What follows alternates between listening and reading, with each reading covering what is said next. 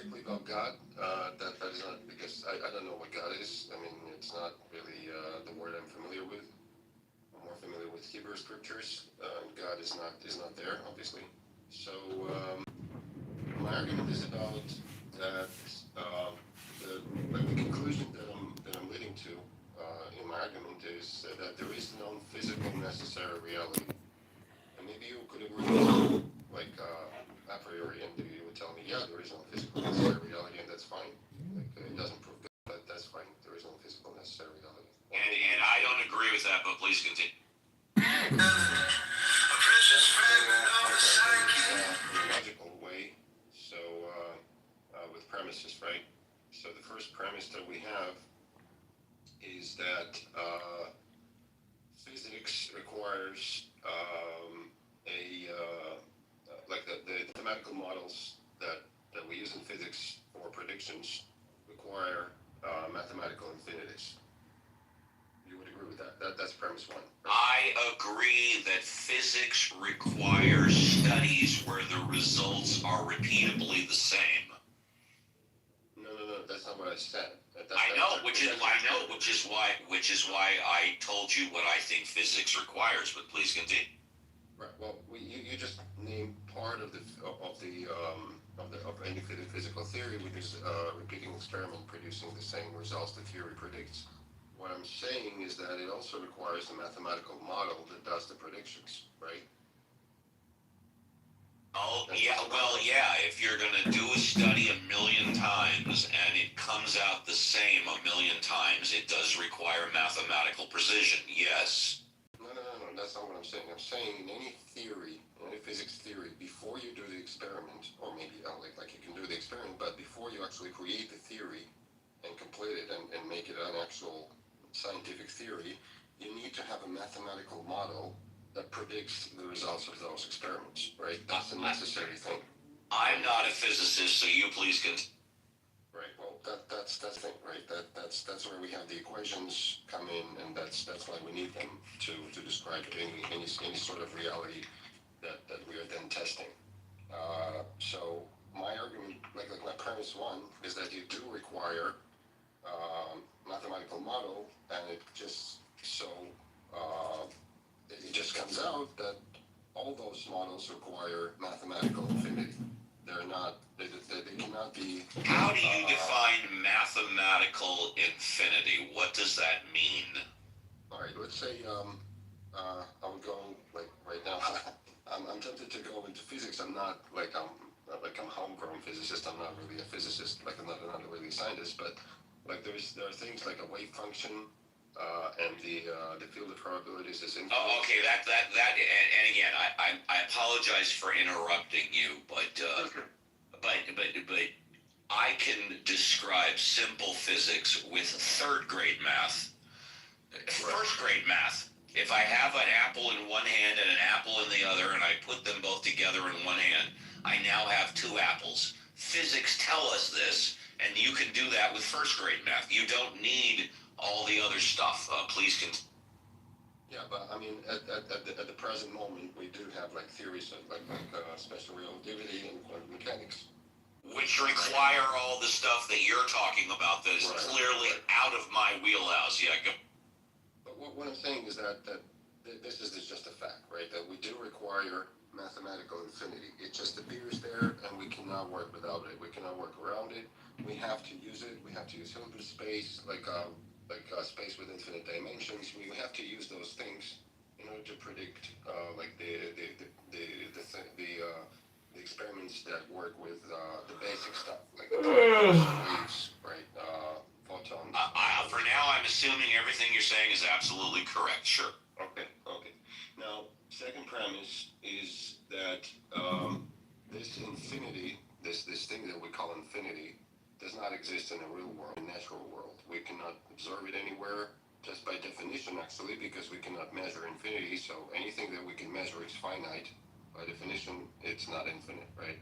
So we do see this discrepancy. It's not really a discrepancy because we attribute like mathematics and the world of ideas as not something natural. It's something like maybe metaphysical or something like the platonistic world finites, right? And we do understand that our universe is measured in finite. It's discrete, right? We have the Planck length, we have like the finite amount of energy, and this is the reality that we live in. Okay, so we have those two concepts. On the other hand, on one hand, we have something that is non-physical, non-natural, and necessary, which is a mathematical infinity. On the other hand, we have our world, which does not, cannot simply include it. And because one depends on the other, we conclude that there is something that is necessary, there is something that is non-physical, and by extension, it is kind of a reality that we cannot measure, but that the reality actually exists. Okay, and I don't mean to cut you off, but I'm going to give you one more minute because I would like my good friend John Malincrot to comment on what you're saying because he was a professor of physics for 25 years. But amazing. That's go ahead. I want something to engage with this argument. Basically, I'm done. I was gonna say, what is your point, or that you're trying to get to? Because I don't understand it. The point was there's something that I stated in the beginning, that there exists a non-physical necessary reality. Again. All right. Okay. Fair enough. And I want to go to. I know I'm skipping the line, but I want to go to John Malincrot because he was a professor of physics for 25 years. John, is that last statement true? Well, I don't know if it's true. I didn't hear enough, I think, to really understand the entire flavor. So maybe let's make a couple of quick comments, and if we need to go on, we can do that. I was just going to say, I mean, one of the things that I have kind of come to as a result of interacting with people on Clubhouse, especially religious types, and thinking about what our core beliefs are. Is that I believe that to be a scientist, you have to believe at some level in the existence of an objective reality. That doesn't mean anything that we can ever necessarily understand. We can't know what that objective reality is, but it has to exist because we depend on the idea that when we set things up in some way, the same thing will happen. And that has to be the result of the fact that there are rules. We have things that we call laws, etc. They may not be true, but there must be laws. If there weren't laws, we couldn't do science. We couldn't depend on things happening. But that's about an objective, physical reality. And I think was it Bells, whoever it was, was talking maybe about a non-physical reality. So I'll just end there. That's basically the argument. You said it absolutely correctly. The objective world cannot be physical in a sense because it will require infinities, right? Because we see that in all our models that we build with mathematics, we do require infinities. And since we do not observe them in the natural world, this objective reality must have them, right? You're saying they require infinities? Is that what you were saying? Mathematical infinities, yes. Oh, well, I guess I'm not sure why you would focus necessarily on that. There are these problems of infinities in quantum mechanics, etc. But I think more, and I wouldn't call the objective reality I'm talking about non-physical. I just mean that there's no obvious way that we can ever know what it is. It's possible that the quantum mechanics and relativity are exactly right, that really is what reality is, but it seems very unlikely to me that that's the case. At the best, it's some kind of a good approximation, and we can never know, right? Even if relativity and quantum mechanics never end up making a mistake, which they haven't so far, that won't mean that they're right. But I don't carry that. I don't think of that as meaning that the objective reality isn't physical, just that it's inaccessible. What do you mean inaccessible? I'm trying to understand. All right. Well, inaccessible in the sense that, general relativity has curved space-time, etc. Is space-time really curved? Oh, I doubt it. I don't know. That's just a mathematical model that we carry around in our head that maps onto the real world really well. we do experiments, we make Well, we can predictions, predict stuff, they right? turn out to be right. Sorry? I can predict stuff. Yeah, that's right, and it does a really good job. As far as we know, quantum mechanics and relativity have never made a wrong prediction. I shouldn't say as far as we know. They've never made a wrong prediction, but that doesn't mean they never will. They might be not quite right. Maybe there's a realm in which we haven't checked them out closely enough yet, etc. Maybe they are. Maybe they are. I am But that Kitover. seems very unlikely. And one of the very first things that John taught me is the purpose of science is not to prove what we already know, but it's to disprove what we think we know. And new on stage is it Jace, and then I think Daniel, but let's also say hello to Cora. Happy Thanksgiving, Cora. Yes, good morning. You're still waking up. Yeah. We can give you more time. Daniel, have you spoken yet, Daniel? Daniel going once, Daniel going twice. Okay, I know Jace hasn't spoken. Hi, Jace. Happy Thanksgiving, Jace. Jace going once, Jace going twice. Okay, Kareem just came on stage. Hi, Kareem. Happy Thanksgiving. Cannot hear you, Kareem. Kareem going once. Kareem going twice. Okay. Meg wants to come up. Meg. Well, Kareem, you might want to back all the way out and come back in. Meg, good morning. Happy Thanksgiving. Good morning. Happy Thanksgiving, everyone. Meg, let me set this up. I haven't spoken to you in a while. Meg is my expert when it comes to eating and living a healthy life. Hi, Meg.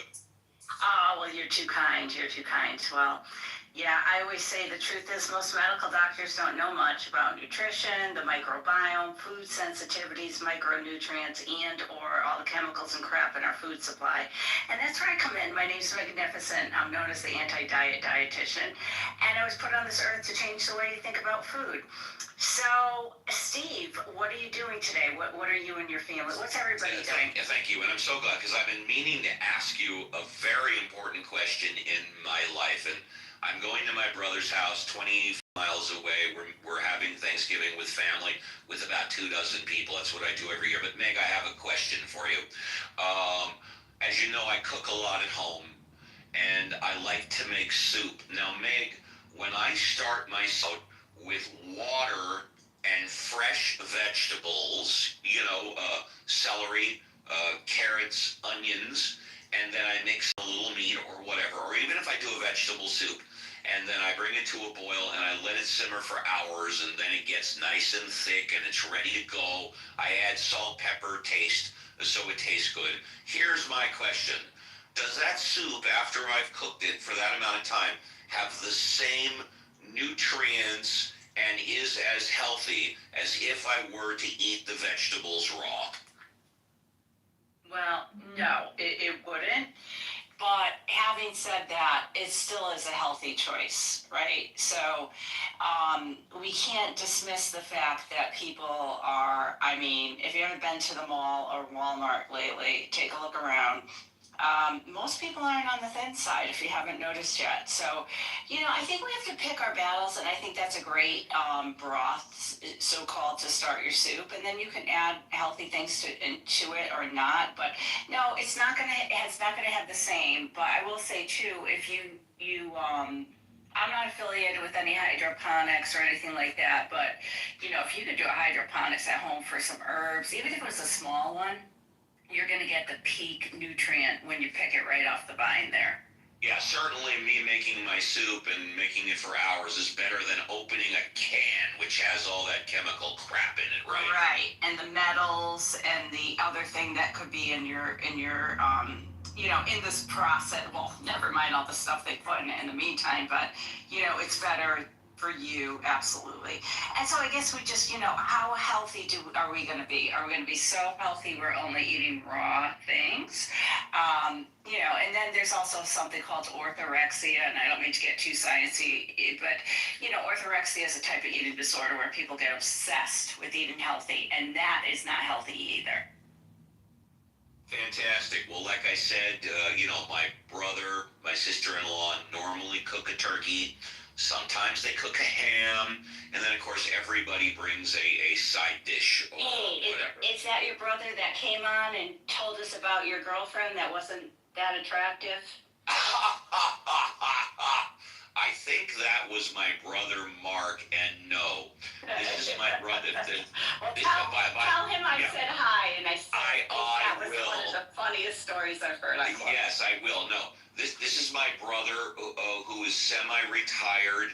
He is a psychologist. He also taught life skills, a professor of life skill studies and psychology. But no, it's not my brother, the attorney, who came on and talked about my girlfriend who was not that attractive. That's right. And by the way, ladies, I'm currently available. So there you go. I very rarely, if at all, use Clubhouse as a place to shoot my shots. I don't do that on Clubhouse, Meg, anything else? What are you doing? What are you eating? Well, my husband's behind us, and he said that I didn't answer your question correctly, so we're going to let him answer. Go ahead, Jeremy. Oh, okay. Hello. Yeah, hi, Jeremy. Hi, Jeremy. Happy Thanksgiving. And by the way, let me just say before you start, Meg has said on the show many times that you guys are a mixed marriage in that one of you believes in God and one is an atheist, and you guys have been happily married for a long time. It was our 15th year anniversary last night to get engaged. Congratulations. Thank you. Yeah, we are a mixed couple in that way, and it's worked out really well for us because we both respect each other's insights on life and spirituality and what's good and what's not good. So it's we make it work, and it hasn't been that hard. And so yeah, thank you for that.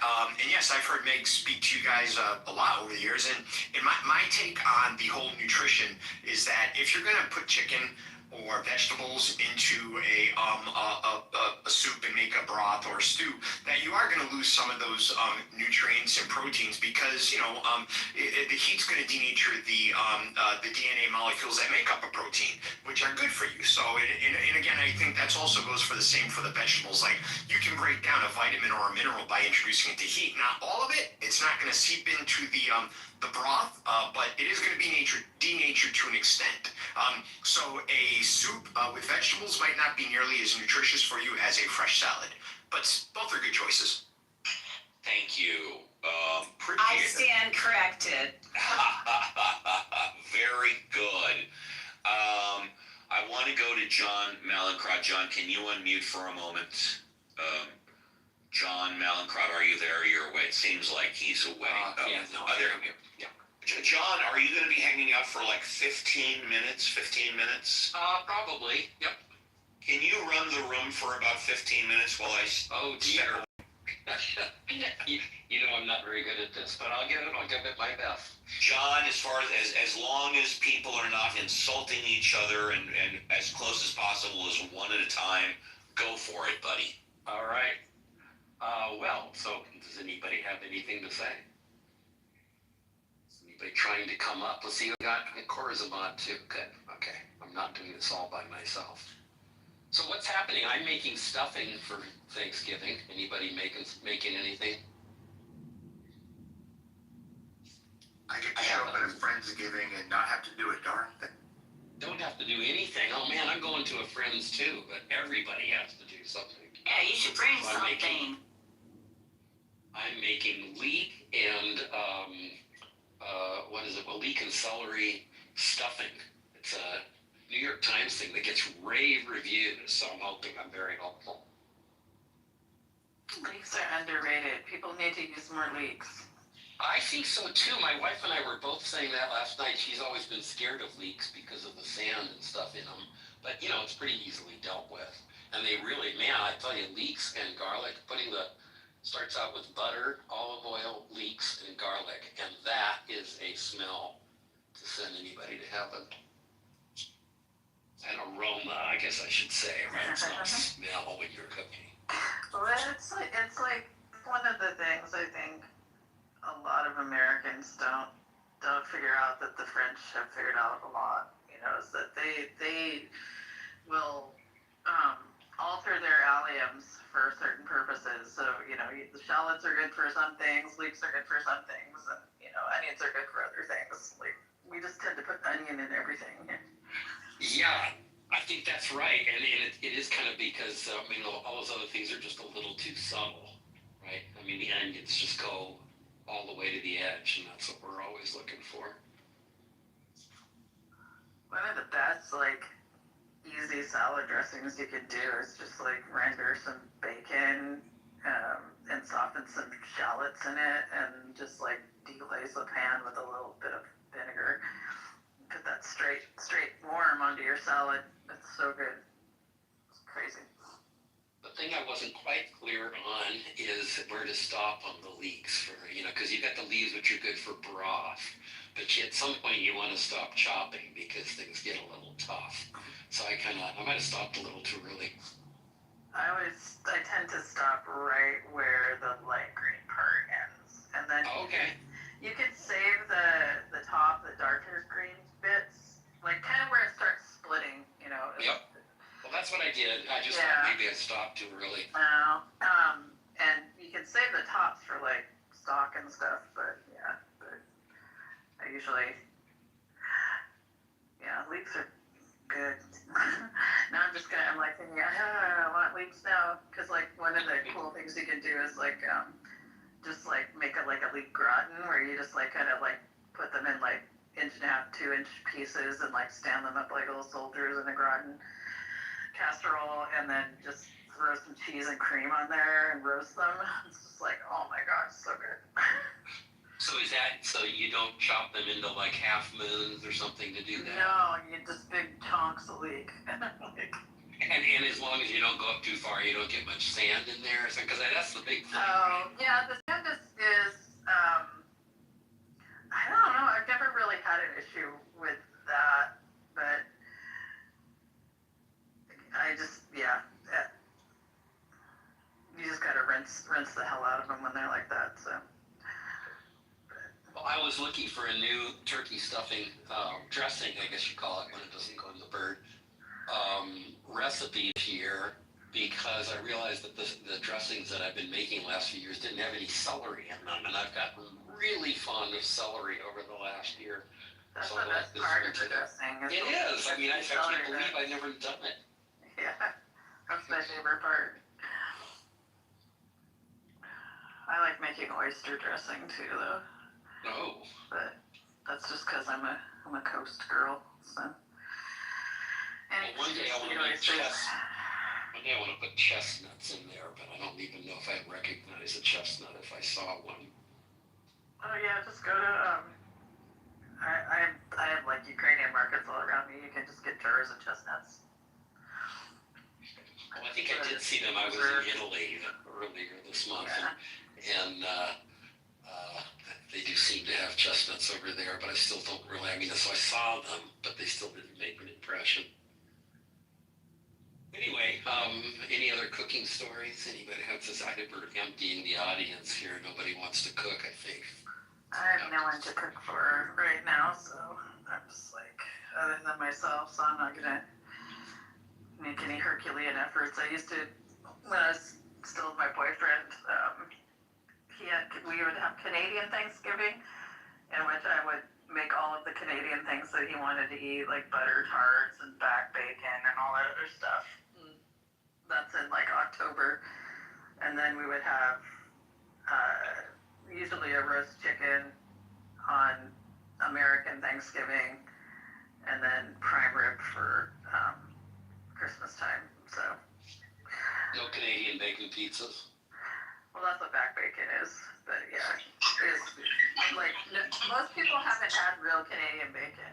It's funny. It's the ham that we put on pizza isn't really Canadian bacon. Back bacon's cured pork loin that's been had the outside of it dried in either pea meal or cornmeal. So. All right. So today, what I'm gonna do, I'm getting a 45-day dry aged steak, like a beef steak of Florentine. I'm gonna cook it over embers from a fire I'm gonna make myself. then white asparagus with duck fat. Probably those chanterelle mushrooms. Is that what they're called? It's expensive mushrooms. Mm-hmm. They have them at Costco right now. You can get like a pound for $9. So. Yeah. Well, I'm going to Italy, which is like this. I don't know if you've been there. I think the first one was in New York City, but there's a big one here in like the Wilshire district.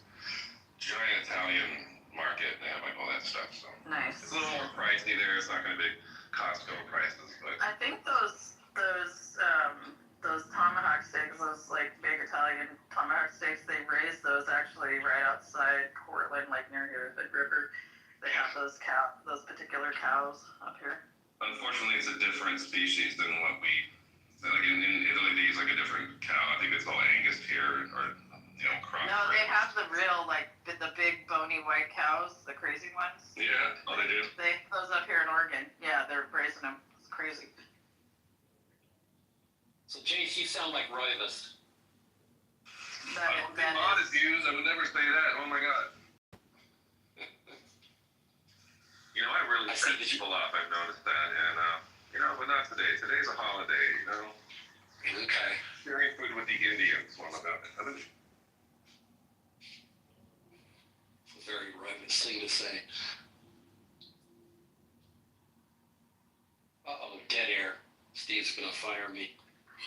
Oh. To the stage, Daniel, Jace, John, Cora. I just want to say thank you to the Mod Squad and all of Clubhouse. Nicely done, Sam. Take over. Oh. On top of the I hour, saw we got Silas Columbus. for a second, but then she disappeared.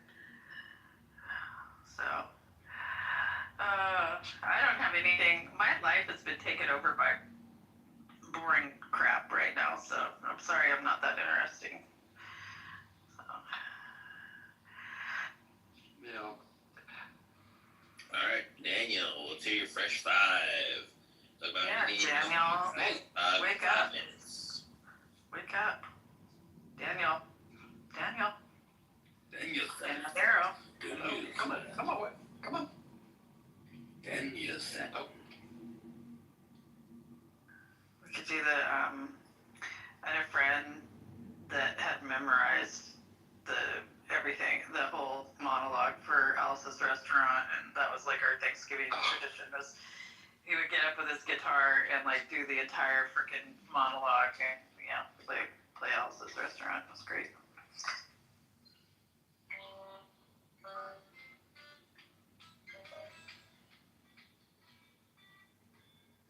I used to do it.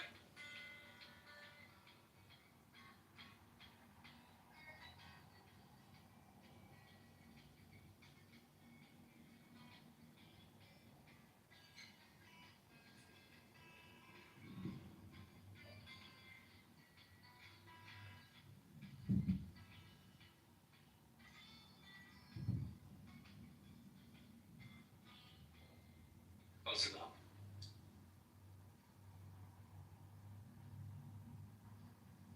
I think every Thanksgiving moment in it where someone stands up and says, I want to kill.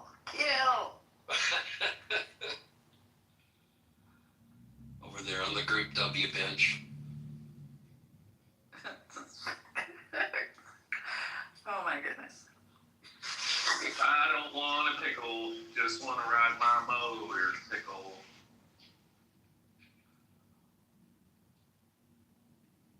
I don't want to die.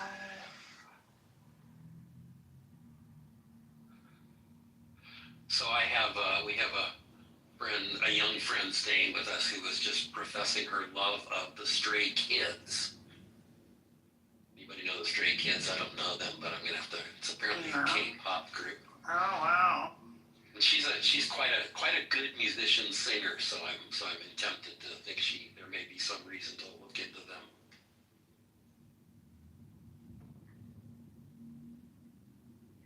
Corey, you ought to come down. We're going down the street to our. I don't know if you know. So I have a sort of daughter, Claire, who's Oh yeah. house down the street. The one that Benjamin glommed on. Right. Yeah. That's right. And she and her husband throw amazing parties. So we're going down. I think they got 20 people coming over for things. Thanksgiving. That's why everybody has to add in. They've been, I think they've just gotten their kitchen remodeled as of hopefully finished yesterday. Because it's a relatively tiny little place, and they just, they do amazing foodie kinds of things. Yeah, we'll have to make the rounds this summer with. To the stage. Hey, Andrew, guess what you got for us today? You got a fresh five. Yeah, Andrew, take it away. I'm gonna have to make the rounds to all the pool parties this summer with my new boobs. Sorry, I jumped in the shower. I'll be back. Will they be bigger? Oh God, no! Please no. No, I'm actually quite excited to lose about a third of the volume. Yeah. Yeah, I hope that goes. When is that all happening, Cora?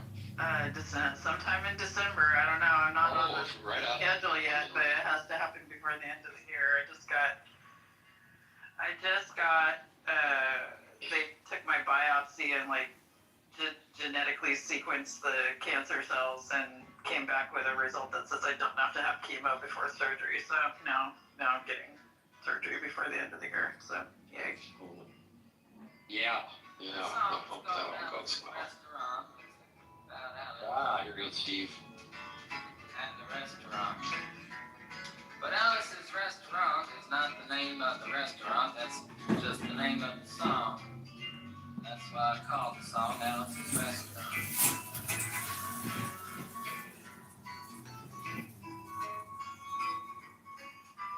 You can get So I was trying to fuck with my copyright.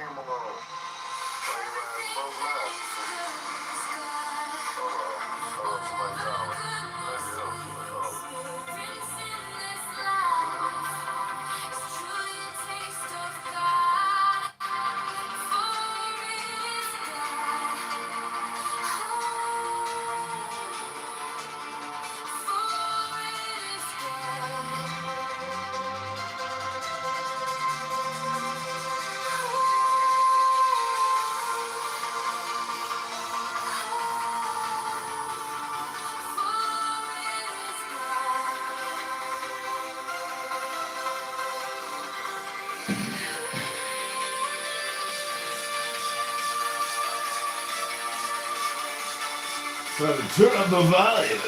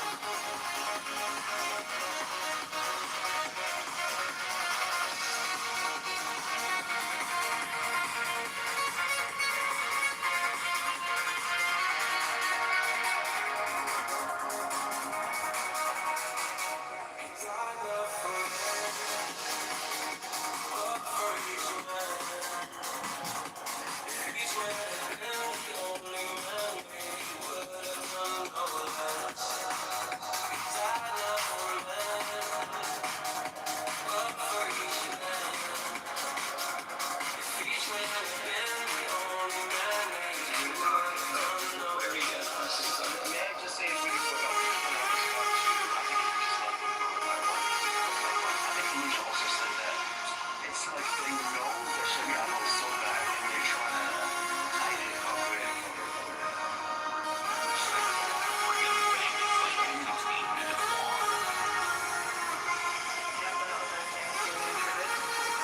By the way, that is by Arlo Guthrie, the son of the immortal Woody Guthrie, who wrote.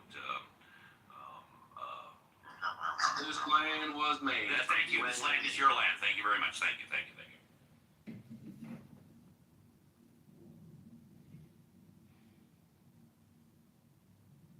He wrote the whole Columbia River songbook too, and was living out of an apartment about a half mile from my house down by the river. neighborhood.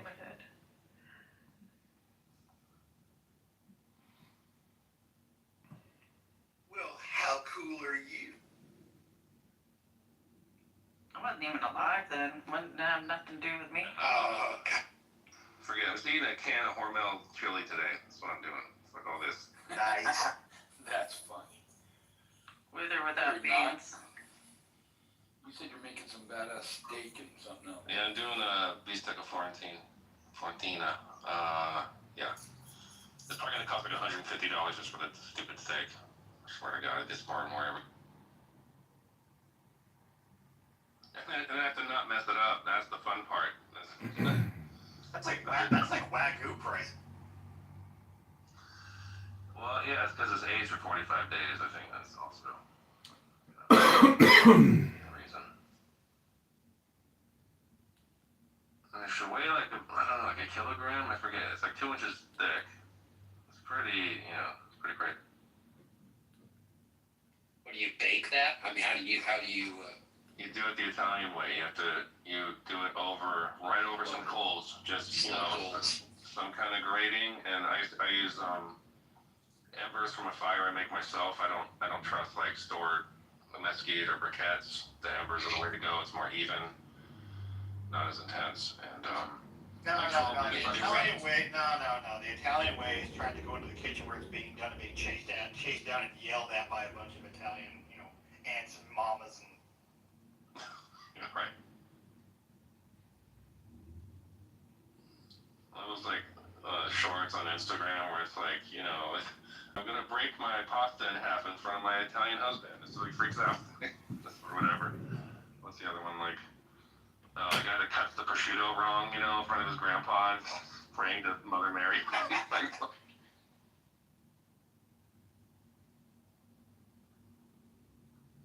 Don't mix onions and garlic. It's not the way the Italians do it. What? Yeah, But it I never tastes did so that before. good. Oh, sorry. I was just gonna say it tastes so good. Please go ahead. Well, I for them, it's found like, that out for the first time by watching that one clip with the American lady that was cooking, and then that really pretentious Italian chef guy comes on there and says, "Oh, we don't do it that way. We don't mix the herb." I had no idea that.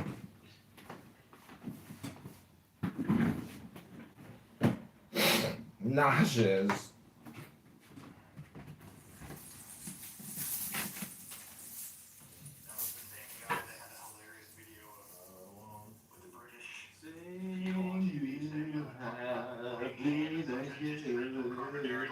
Adulterating some pure Italian recipe. He's like, and my grandmother had wheels. She'd be.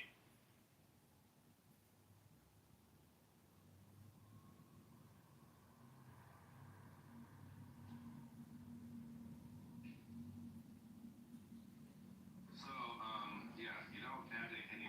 Fucking this bone, man. Okay, you don't add anything to it. You just cook it on the fire, and not the fire, the embers, right? And then when you're done, I said you drizzle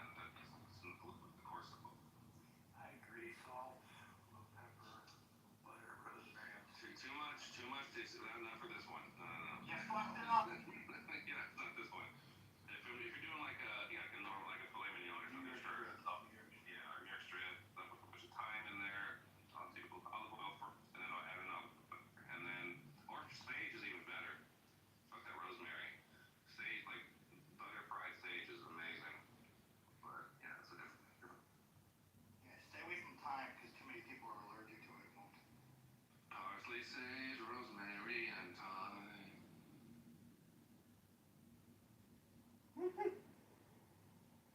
Since we're on a folk music trip, I guess this morning.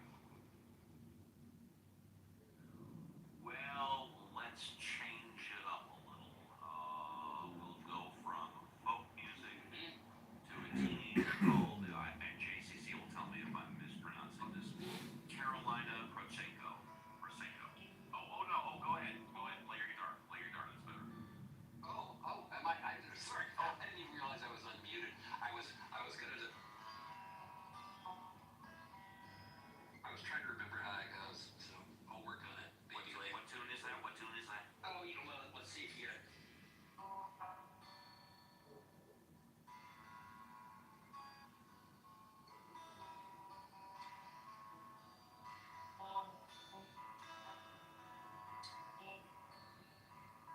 Can you not hear it? I didn't hear the lead, but yeah, I heard the guitar. What did you say, sir? You believe it was what? The Scarborough Fair. Oh, Scarborough Fair. Oh, okay. Gotcha. Have you been Scarborough? Are you capoed at the 7th fret, John? No, in fact, it's funny you say that because I was. Do you have a capo, John? Do you have a capo? I do. I'm not gonna go up to 7, but let me do it here. And here's the thing. I know that if you go up to 7, you have to tune it a little bit, but try and go up. There you go. What is it?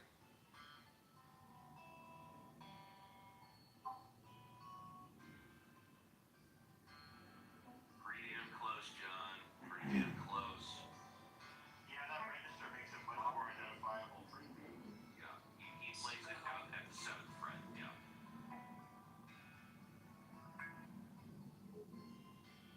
Yeah, you clowns going to Scarborough Fair today? Not bad, John. Yeah, not bad. I haven't played that for a while. I wasn't sure I'd even remember the pattern. Yeah. It's fun, simple little riff. Yeah, I was gonna beautiful. bust it just a little bit, John. Oh, my microphone was on, guys. Go for the album. I knew it sounded familiar, but I couldn't. But I was trying to remember that beat that ending was. It's on the A string, and it's a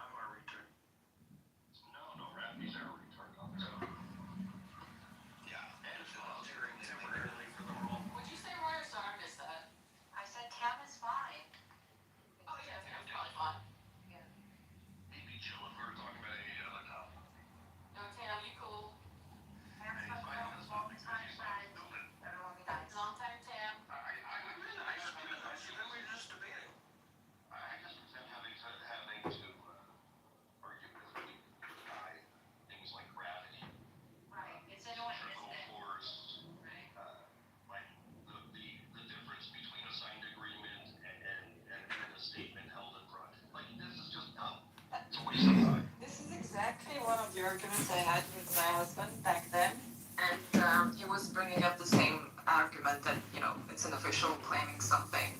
I was like, it's not treaty. Like, I had this exact conversation with him. Oh, is that why you gave me hard twice? I think it's like a Muslim, pro-Russian point that they all have.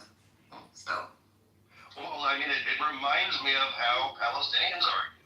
yeah. They make up their own facts, and then no matter how many times you disprove it, they say, but, and then they make up more facts because they're retards.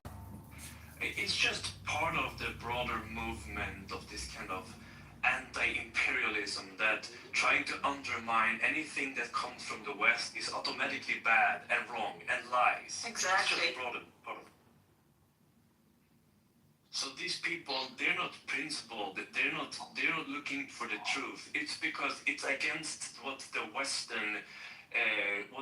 says. So then they go against it and take the opposite view. So that's why they will happily side with Russia in this case. I mean, but Rafi, something that I find pretty interesting is that given that Russia has had huge they have made huge deals with Iran when it comes to these Shahid drones and everything. They have paid Iran loads of money.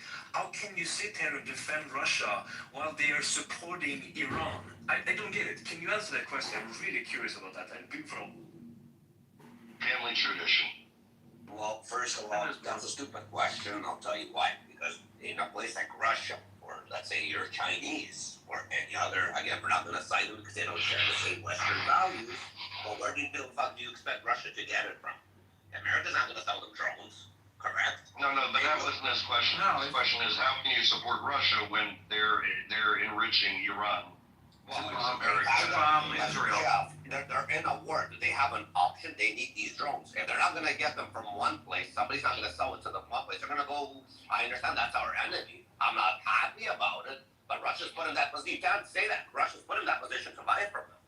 So you're defending Russia here. I'm not, again, I'm not happy. I told you I'm not happy. You're not listening. Is it a just war, Rafi? But it's a war at the end of the day. Oh my God, Rafi, seriously, you sound retarded right now. Rafi, are Russia in the wrong? Russia, Yeah. Rafi, is Russia in the wrong? Okay, I just, before you answer, I just want to say, no, I'm not holding on, this is my room. Sorry. I just want to say it's now been 11 minutes since Luca hasn't been able to fabricate the document that he claims exists, that even if he showed it to us, wouldn't matter because it's confirming something from someone that it doesn't make it a treaty, international law, or binding in any way. So hopefully, keep looking on manifesto.com, Luca, you'll find it. Go ahead, Rafi, answer. I think he left the room. Oh, even better. He left from me. Like immediately Yeah, after I was my little I'm fit, not yeah. happy, but it's kind of in a weird way. If they would have went and bought from China, and I say China was a threat to the U.S., and a person from the U.S. would ask me, are you happy that Russia's buying drones from China? Because Americans aren't happy because they're enriching China, which is a threat to the U.S. So, no, I'm not happy that they're buying from Iran, but they're kind of put in a position that they're going to buy from a country that is probably not going to be a Western-friendly country because they're the only ones that are willing to sell them anything to keep them in this war going. So on which side they're fighting, the good or bad, I'm not here to judge. No, come on, judge. This is literally where you have to judge. I mean, Yeah, literally. where else? I mean, Again, I'm not happy with the fact that they're buying it, but I understand the position that they're No. Get back to the underlying thing.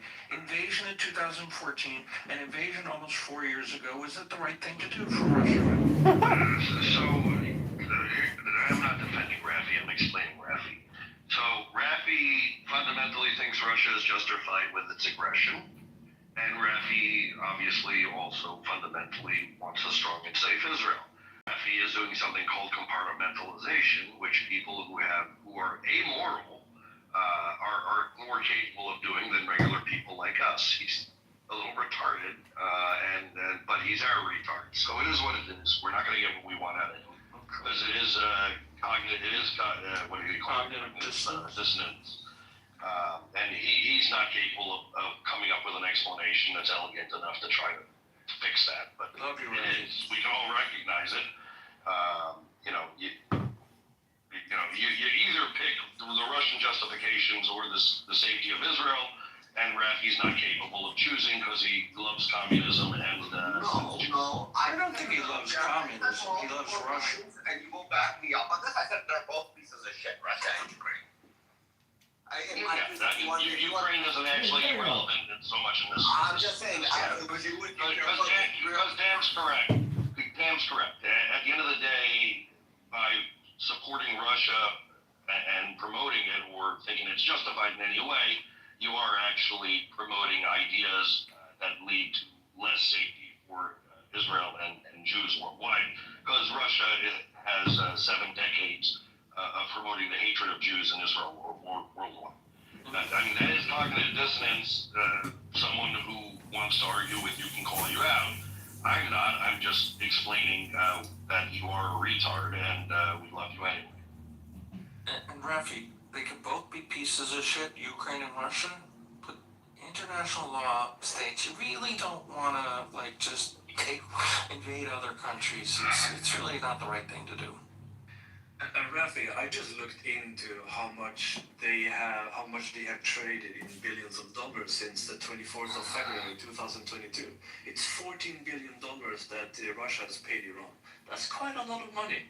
Again, I'm not happy. I will repeat that. I am not happy. But if, again, forget about emotions, forget about Israel right now. The reason, again, I'm not happy that they're enriching Iran. 100%, I'm not happy. I'll repeat it again. But forget about Iran and Israel right now. What is Russia supposed to do in this case? Where are they supposed to get? No, I mean, Rafi, that's valid, right? Like, if you are speaking from the Russian perspective, which of course is the problem, you are speaking from the Russian perspective. Being a Canadian Jew, then you're correct. What else are they going to do but buy weapons from their close ally, Iran? I think what everybody else is asking, and I don't think they're capable of reconciling this, is how, as an American and as a Jew, as a Canadian and as a Jew, can you be so stuck in the Russian perspective that you can't see that, if you support the West and if you support Israel, that your support of Russia is in conflict with your lifestyle. Or just liberal democracy. Okay, We really go down to the bare bones of it. So, but is China considered to be a threat to the U.S.? Let's ask you this. Yeah, of course. Okay, Of course. But you're just moving the goalposts. I'm not moving the goalpost. So let's say they didn't buy from Iran. They bought from China. They don't have to say, let's say, Rafi, they are buying from China and they're selling to China. I understand. They're also, the more interesting question is actually they're selling to India. And, that's a very interesting question also, but not relevant to you. Moving it to China doesn't change the fundamental problem, which is you support a regime which is anti-Western, anti-Semitic. That's what it boils down to.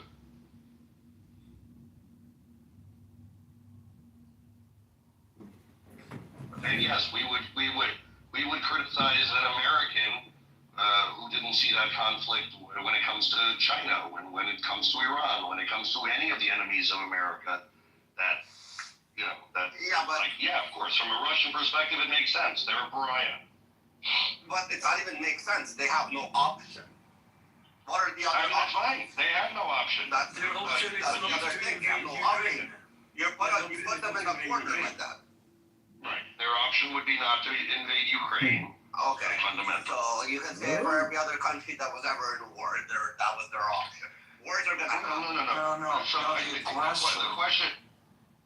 questions aren't around whether or not Russia should have made the choice they made. I think the question is coming more from the standpoint is how can you, as a beneficiary of the West, living in Canada, you with all your other world views, be so stuck inside the Russian perspective And I mean, I think it's a valid criticism. I just don't think. Again, I'm not stuck with the Russian. Understanding how problematic it is.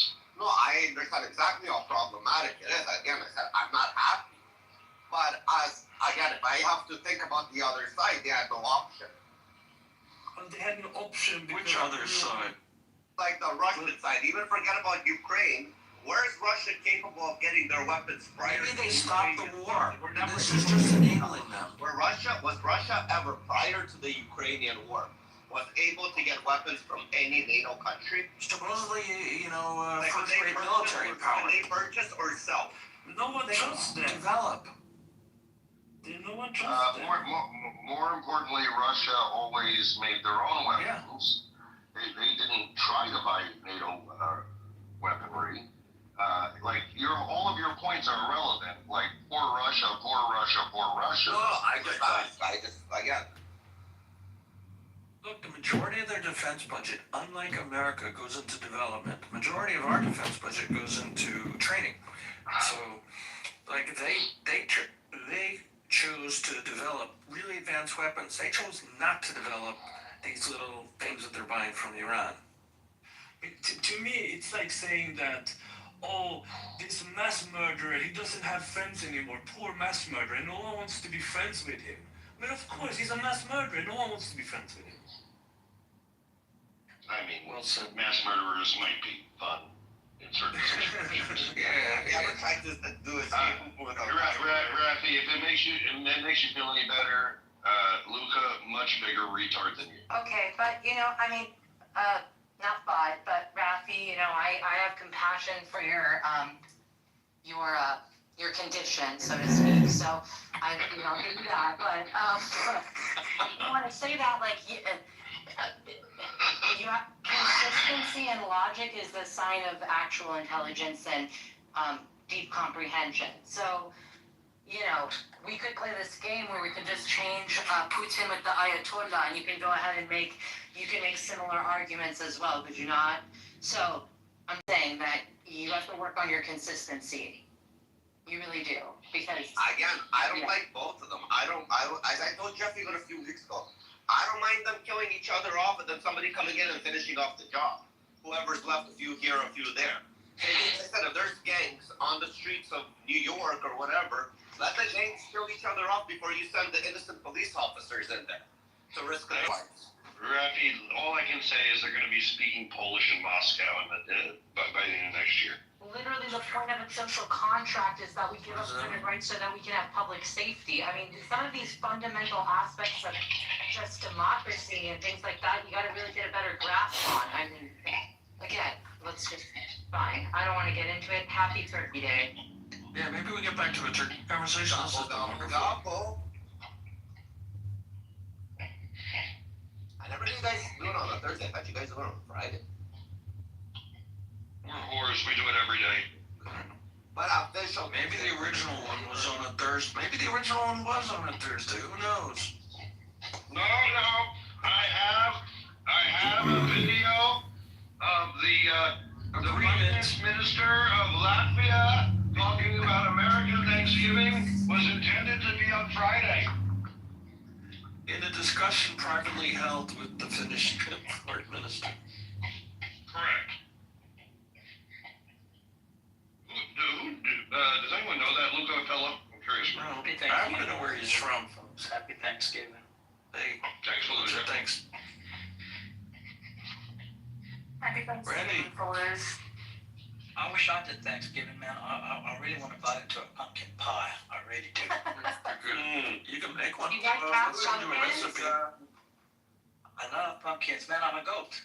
You have pumpkin. Okay. Do they have pumpkins wherever you are? They got pumpkins. They got them. Oh, my favorite. But sweet with cinnamon. Oh, yeah. Oh, yeah. Tree. Oh, yeah. Oh, yeah. Randy, what are you doing for Thanksgiving? Randy! I just put in my big McDonald's order. They have pumpkin pies at McDonald's now, so They have what? Country fries? pumpkin pie. Oh, pumpkin pie. Deep I'm fried. gonna go to Whole Foods to grab a dessert and see what's up for Randy, I heard lumpy guys. Am I wrong? me too. Randy, Yeah. are you with child? I heard lumpy thighs. I heard big fat thighs. Yeah. Yeah, everyone hears what they have, you know. I heard Oh my God, that was me. I heard grumpy boys. Oh my God, that's from. I heard Humpty dies. No, look, I heard he's uncircumcised. oh my Oh, God. it's not cool. I feel seen. I feel seen right now. I heard Samson cries. Oh, baby Samson. It was pumpkin Where's pie. Samsung? Is he in the audience? Oh no, He's he's the not. Samson. Hello. No, Samsung, yeah. I heard sexual cries. McDonald's should have turkey burgers for this week only. Come on, guys. What is You know that? that capriotti sandwich that Jeff talks about? That one's a good thing to get for today if one is gonna order stuff. A turkey burger. I did get a turkey breast. Do you think people go to McDonald's for Thanksgiving, Randy? Yeah, Yeah, more people. No, they order in. Oh, really? No, I think people, families go out in some parts of the country. Yeah, there's Thanksgiving dinners at restaurants, No, I know that. I meant, did they go to McDonald's? perhaps. I like a big fat plate of Chinese food right now, but we can't always get what we want. Oh, You try sometime. Oh, he's getting Roya, you gotta go somewhere? Yeah, You I'm gotta go kind Thanksgiving. of wanting not to, but right now I'm going to Whole Foods to buy a wine or something. But you gotta go to this real ass fucking dinner with people. Oh, God. I don't want to though. How horrible. G levels. No, on the real note, my sister is hosting Thanksgiving, and I'm looking forward to it very much. Great. And I'm grateful. Well, now that Randy's going somewhere, now I have to fucking go somewhere.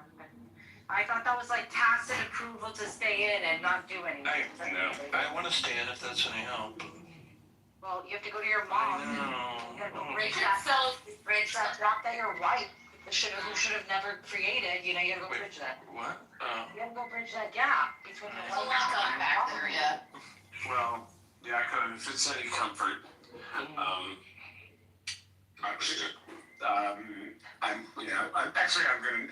not gonna go there. I'll just say. No bridge and tunnel in your future?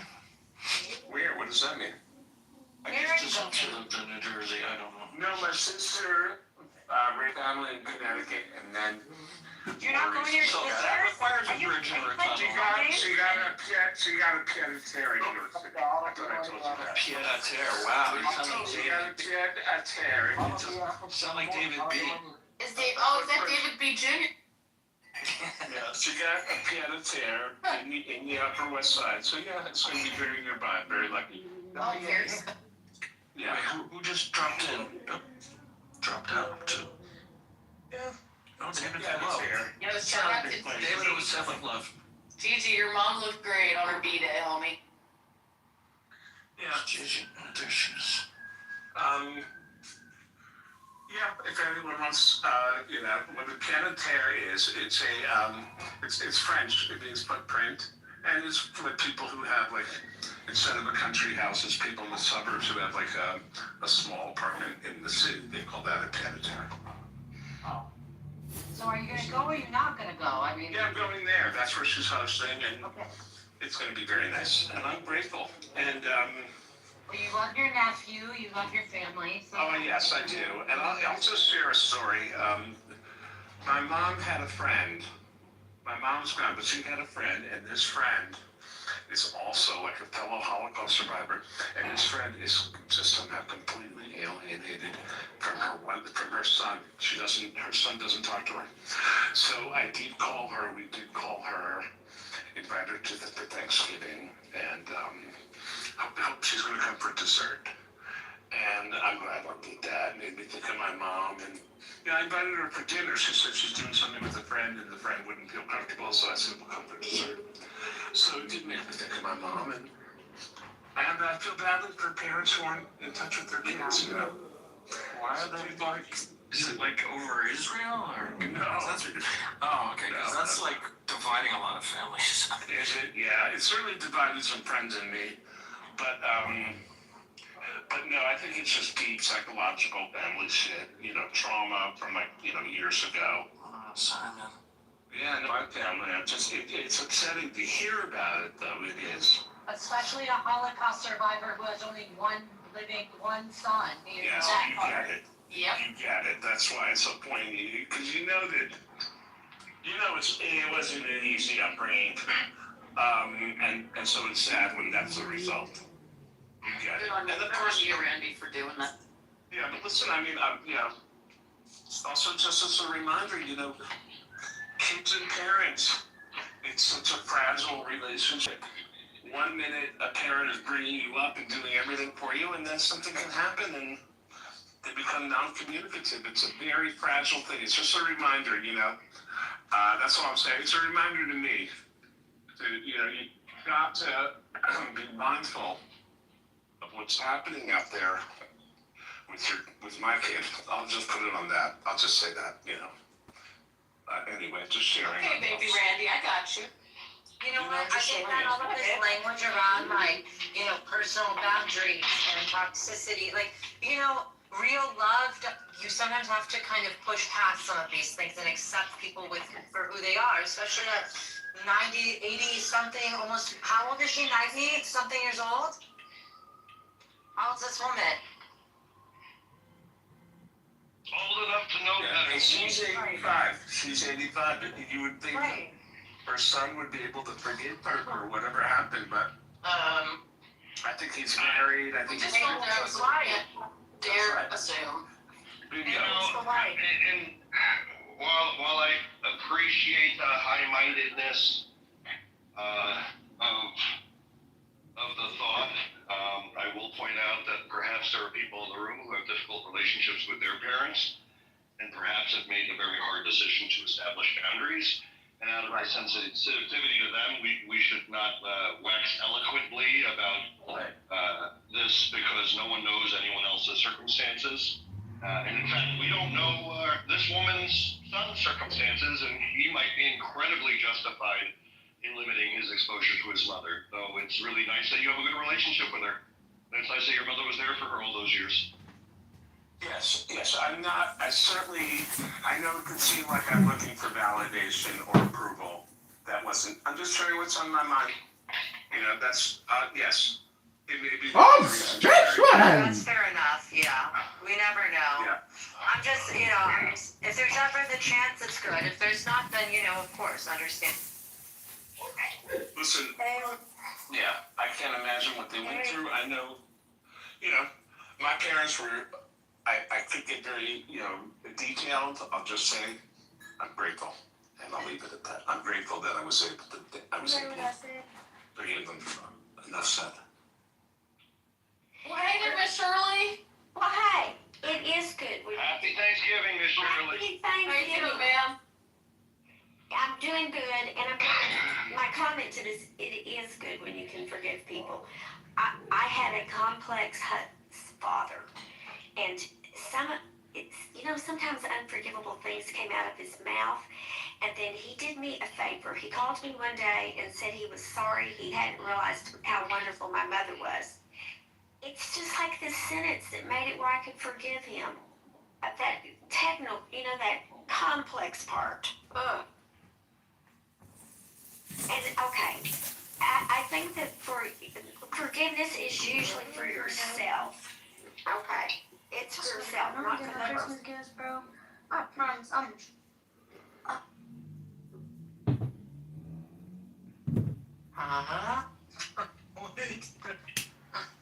You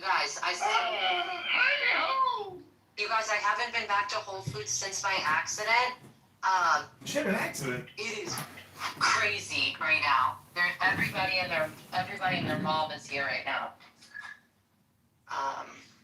Yeah. Bima! They are until for another 90 minutes. Oh my god. Bima, you gotta join my music club, Bima. I'm very excited about this AI Suno and mixing poetry with it as a form of communication and education and neurolinguistic programming. I like to read books and read poetry. I know you've got a great ASMR voice, super sexy, super alluring, can bring in all the fishes, all the flies. And so I think, Bima, if you work with me on my EDM trance, aka jazz duets, we don't have to sing because we're not talented enough, but we can create incredible, hypnotic, powerful, and financially viable products to mesmerize, tantalize, and delight the world. So I just want to play you a sample from some music that I've created. I've done about 600 songs. This is Persian women chanting to Santur instruments. This is the description. This is what comes out.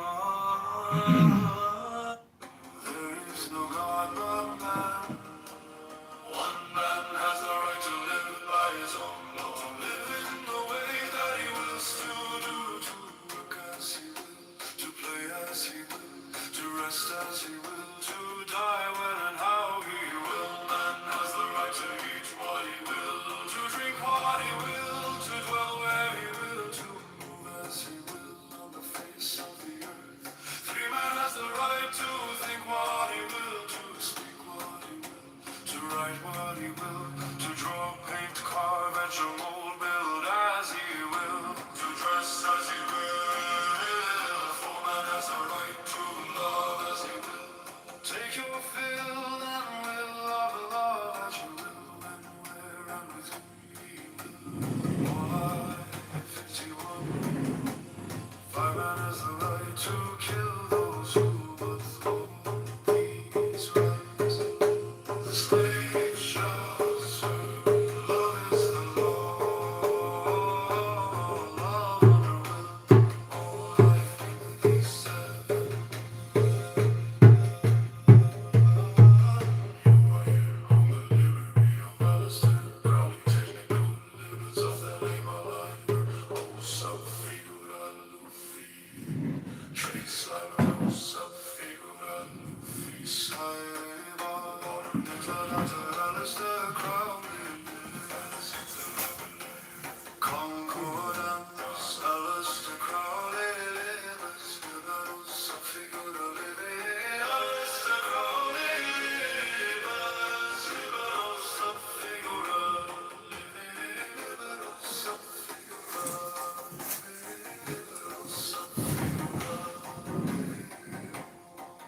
So this is called The Rights of Man. Many people think they know the laws or the rights of man, but they don't. They've never read it. But this is Aleister Crowley's Rights of Man put into song form on Suno, produced by Candidate John.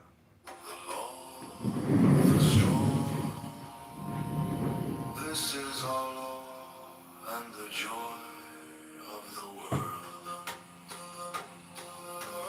Do what thou wilt shall be the whole of the law. All life over thee. Thou hast no right but to do thy will, do that, and no other shall say. Every man and every woman is a star. All life over thee. There is no God but man. One man has the right to live by his own law, to live in the way that he wills to do, to work as he will, to play as he will, to rest as he will, to die when and how he will. Man has the right to eat what he will, to drink what he will, to dwell where he will, to move as he will on the face of the earth. Free man has the right to think what he will, to speak what he will, to write what he will, to draw, paint, carve, etch, and mold, build as he will, to dress as he will. For man has the right to love as he will. Take your fill and will of love as you will, when, where, and with whom ye will. All life is the one. For man has the right to kill those who would thwart these rights. The slave shall serve. Love is the law.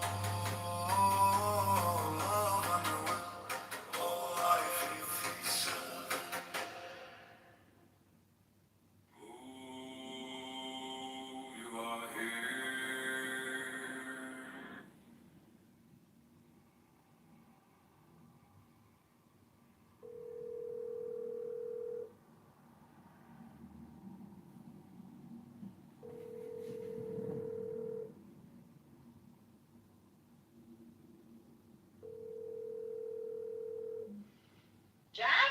Mom. Good morning. How are you? I'm good. How are you doing? I'm not feeling as well as I should be. I'm still dealing with, I don't know if Samantha told you. Probably did, didn't she? I had to go into the hospital because I thought I was having a heart attack. No. Yeah, I was in the club and going through my regular Monday, Wednesday, Friday class, and my heart started burning, and I was short breath, and I totally lost energy. Mm-hmm. I said, "Holy shit, what is this?" So I left. I said, "What do I do? What do I do?" I was very scared, and finally went to urgent care. They EKG'd me. They took you right away. She says, "Do you want to call in? I want to call you an ambulance." Whoa. I said, "Don't do that." She says, "I really feel that is my call, but you have to tell me." So I said, "Don't do it." So I left there and I went to this girl's house that lives in this neighborhood who I retired with. And we sat there for about an hour and 20. She gave me gas pills. She gave me hydrating fluid. And then she says, "You know, we retired. We each have a medical care." She says, "I'm going to put my sheets back on my bed. You go home, pack a bag, and we're going to emergency." So we did. Took 5 hours, a lot of blood, EKG, 5 hours. I went home, and I'm still not feeling right. I feel lightheaded. My chest is burning. So I don't know what the fuck it is. I'm still nervous. Something's going wrong. Well, you gotta lay off those green chili peppers. I don't think that's it. But I have a lot of indigestion. A lot of that, doctor said, lay off the fruits and the vegetables.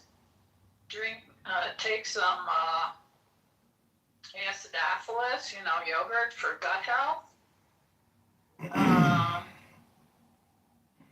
don't know, I went out on a walk today and I'm just not feeling the genie power. I feel lightheaded. Mm-hmm. I wonder if I need my thyroid checked, but that wouldn't be my chest burning. Well, I don't know. you're so physical, you're not looking at it from a psychological perspective.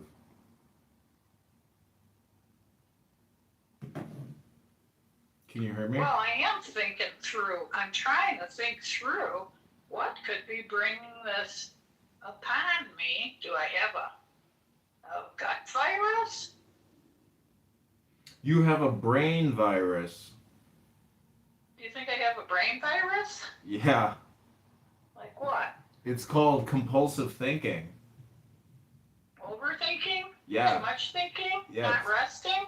It's called compulsive thinking. You need to smoke a joint, open up a Miller High Life, and cook yourself a New York strip with some butter and some thyme, and and enjoy yourself. You're going to the gym, which is great, but you're not 26 years old.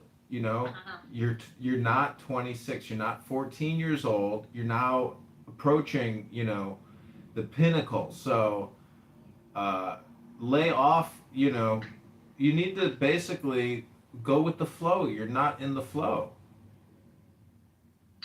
Yeah, that's probably, that's true. That's true for sure. But I do know this, is my brain is beginning to feel the house, Yeah. the maintenance of the house.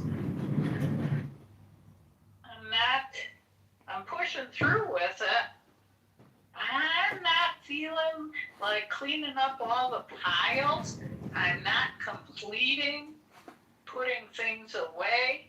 I'm walking away from it.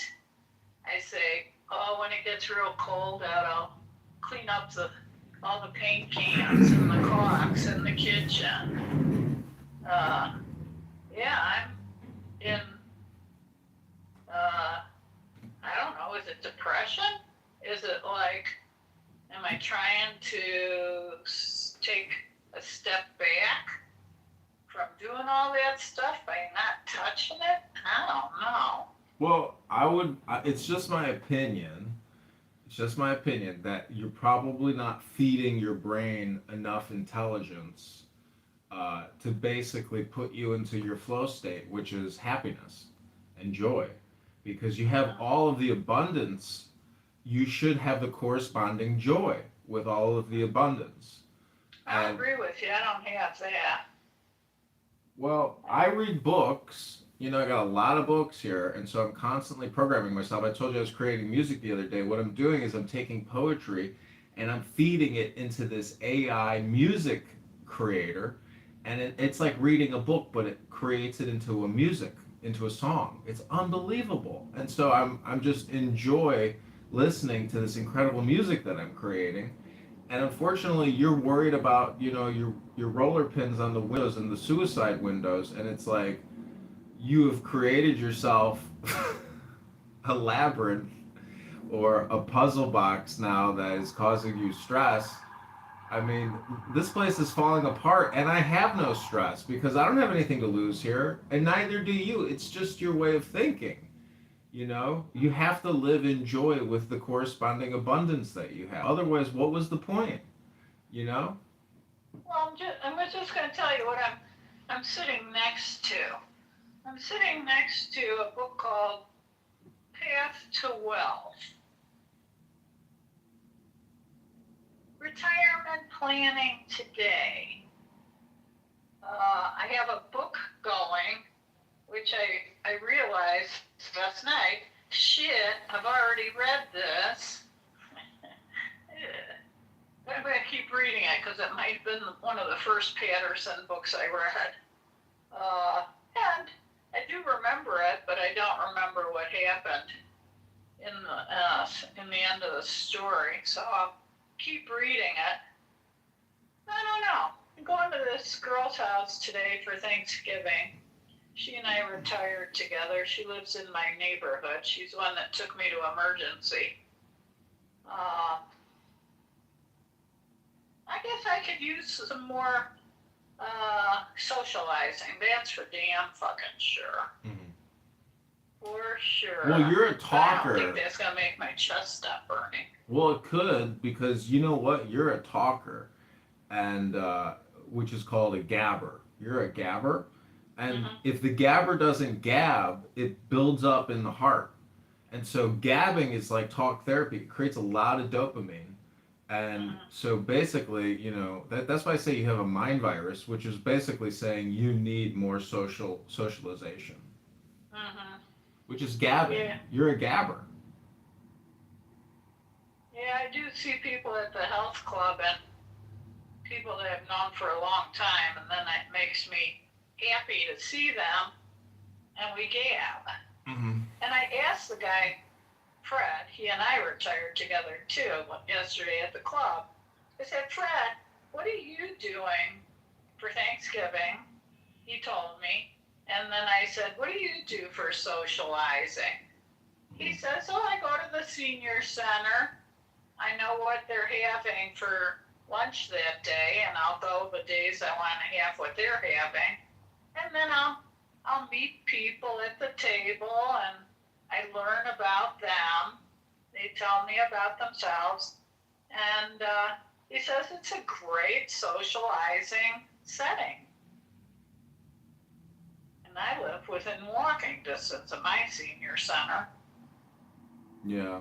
Well, you can socialize, but you could also go within. That's the other approach, because socialization. I think I've been within long enough. I'm a fucking loner to the boner. Well, that's okay. That's your protective bubble. You know, you can always retreat back within when you want to go on your vacation. It's meditation, you know, and that's why I say you have compulsive thinking, so you may end up, you know, being a hypochondriac and having a panic attack and thinking that you're having a heart attack, and next thing you know, you're going to your neighbor's house for Thanksgiving. I don't know. I spend a lot, I don't have any stress. Do you know what the biggest stress in my life would be? Is having to get on the train every day to go downtown to sit in a cubicle for 8 hours, to run back here, to worry about everything here, to run back downtown to sit in a cubicle for 8 hours, to fly to some other cubicle for 8 hours. Like that's taxing on the body. I can go for a walk. I can go to the gym. You don't have any stress. You just have self-induced psychological stress.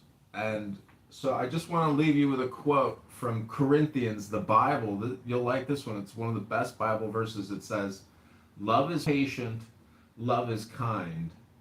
It does not envy, it does not boast, it is not proud. It is not rude, it is not self-seeking, it is not easily angered. It keeps no records of wrongs. It always protects, always trusts, always hopes, always perseveres. Love never fails." Well, I know what you're saying. I do understand that. But the real world is a harsh place to have to persevere. I get it, but you've already made it. So what I'm trying to tell you is you're still resisting, and thus you're causing friction for yourself. You need to let go and go with the flow. And basically remember that you are the genie. You have that genie power. You can never lose it because you are genie. That identifier. It's just your opinion. See, you are looking for what they call like the spirit or the kundalini, which is energy, and you miss that powerful energy, and so you want that energy, but you didn't lose it. You've just maybe misplaced it, or you're not working on it hard enough, or thinking that's why I say you could have a mind virus, which is basically you are your own worst enemy, and you have no problems. You just have blockages, and your biggest blockage is somebody who says but, or and. I always make fun of people who say but or and. It's like, oh, you're a but and and person. You know what, I've caught myself a few times lately, and I said, you don't have to pick that up. You just saw it. That's all. You don't need to pick it up. Let's say it was a thread. You don't have to. Don't do it.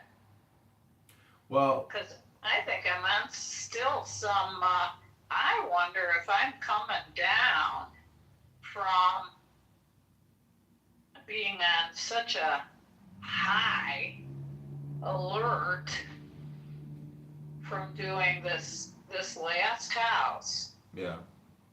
I'm thinking it's got a lot to do with it. And right now I'm trying to find the landscape person. See, and I'm Mom, not having trust. Mom, the whole thing is a metaphor, because you have to find peace in your brain, in your mind. That is the real house, but the house you're living in is causing a conflict, with your peace in your real home, which is your dome. Mm-hmm. So, let it go. I mean, it will all get fixed as long as the plumbing works. Don't drive yourself crazy. Take it one day at a time.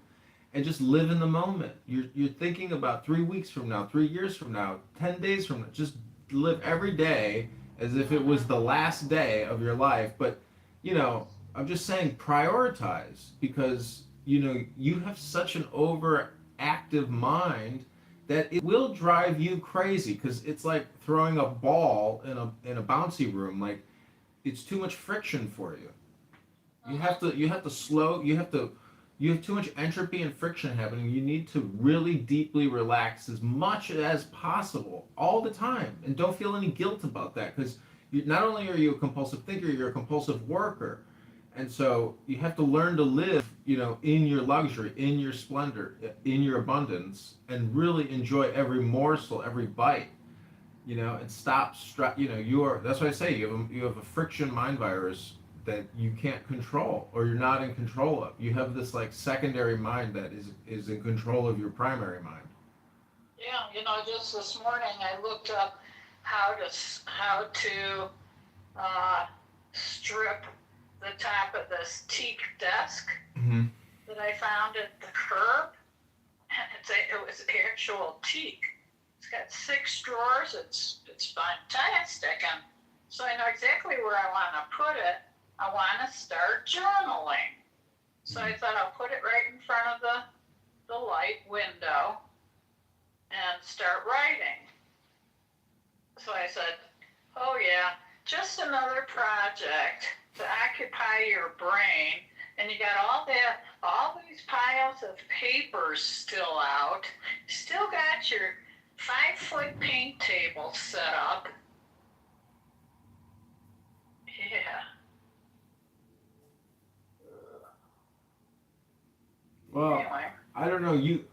I'll send you an email. I mean, music is a great one other modality. To deeply relax yourself, because in my opinion, that's the challenge that you will have to face every day, which is, how do I deeply relax? How do I listen to my classical music all day long, and I put my head right into it, and I can hear the different instruments. I could start dancing in my head to the music as if I was in a movie, and I'm the little elf flying around in the room. I can get into it.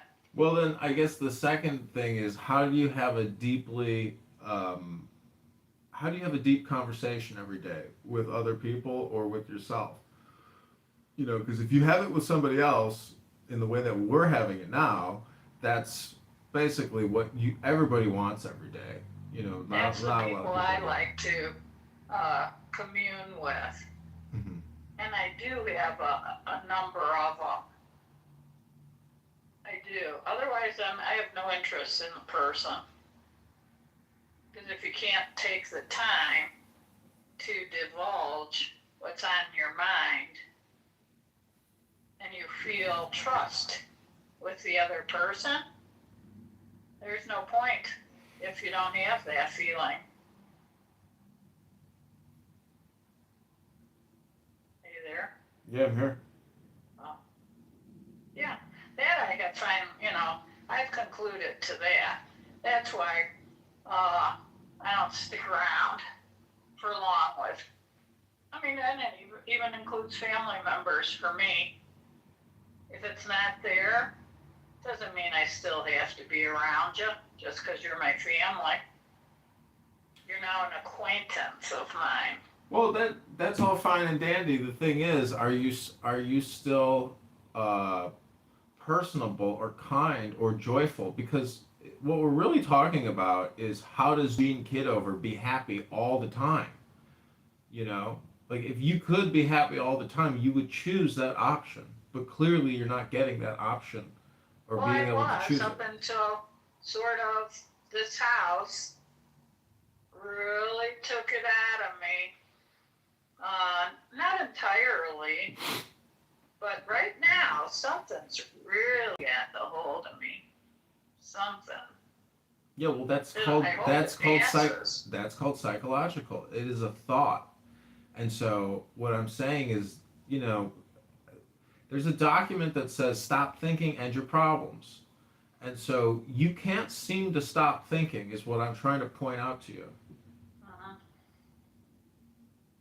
Stop thinking, end your problems means the more you think and the more you speak about these said problems, the further from the truth you're going to get. You are the ultimate truth, which is the metaphor for your house in your dome, in your brain. And so, as your son, I'm trying to give you my opinion on how to course correct what is clearly become a problem. Obsessive. A problem for you, because you're not in your flow state. Flow state is the joy state. And obviously everybody wants to be in joy, which is being in love. And so, you may think that your house is the problem, but the problem is your heart, which is, you're not in love, you're not in joy, you're not in flow. And so as your son, I'm just trying to point that out to you so you can find your tools, to essentially achieve what you're looking to achieve. I did have that male friend who I was sexually hopeful, but he only wanted blowjobs. He didn't use your name, but it was exciting to get dressed up. We would go dancing in public places in Albuquerque. They have dance outdoors, but it was a negative result because there was no interest on his part of anything other than sort of being his wing woman to go out with and then come over to your house and have a great free meal. But I did miss the aspects of his food consciousness, his mind. He had to always work on being mindful, but he also had psychological. He wasn't sane. He was steady and sturdy for sure, successful, but sane. He had a mental condition. But I missed aspects of that. And it's very hard to find somebody that you can go a long haul with. Very hard. I guess you should know that. Yeah, but nonetheless, it's still up to you to try to achieve joy. And to me, you have to program yourself with words in order to maintain that joy state. That's why I read books a lot, and to me, that's a very joyful thing to do. It keeps my spirits up, and I think it's because our brains operate off of words, obviously. And so, as your son, I'm just trying to point out that you may be causing yourself all your own problems, because you really don't have any problems. You have, in my opinion, you have a compulsive thinking syndrome, which is basically saying stop thinking, end your problems. I would have to agree with you on that. Isn't that funny? That when I was a kid, I didn't know what my problem was. I could not push and comprehend. I guess it could have been depression. Well, it's not necessarily depression. Your brain automatically responds to everything. What I'm trying to suggest to you is that you be a little more like a hippie, meaning, oh, I have to go clean that up over there? No, I don't. Or, oh, that phone is ringing? That's just a noise. Because it's up to you to try to choose your path of joy.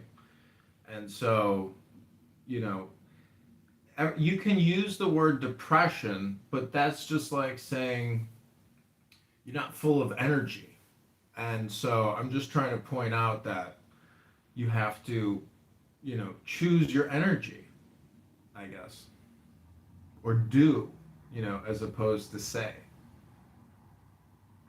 It's a mystery to me is how come I can't find joy? Because you're looking for it in all the wrong places. Joy is ultimately within you, but people are trying to use everything in the whole world to try to find the joy when it's already right in their center, which is their heart, essentially, which is love, love for self. There's a lot of this. I know this woman who passed on, and she was worth $20 million, and she was working her ass off in a retail store that she owned. I said, what are you doing here? Why are you working? You're worth $20 million. You have grandchildren. You're stressing yourself out. You should be at the spa. And she's like, I can't go to the spa. I have too much work to do. And I was like, but you're worth $20 million. But even if you're worth 20, it's invested.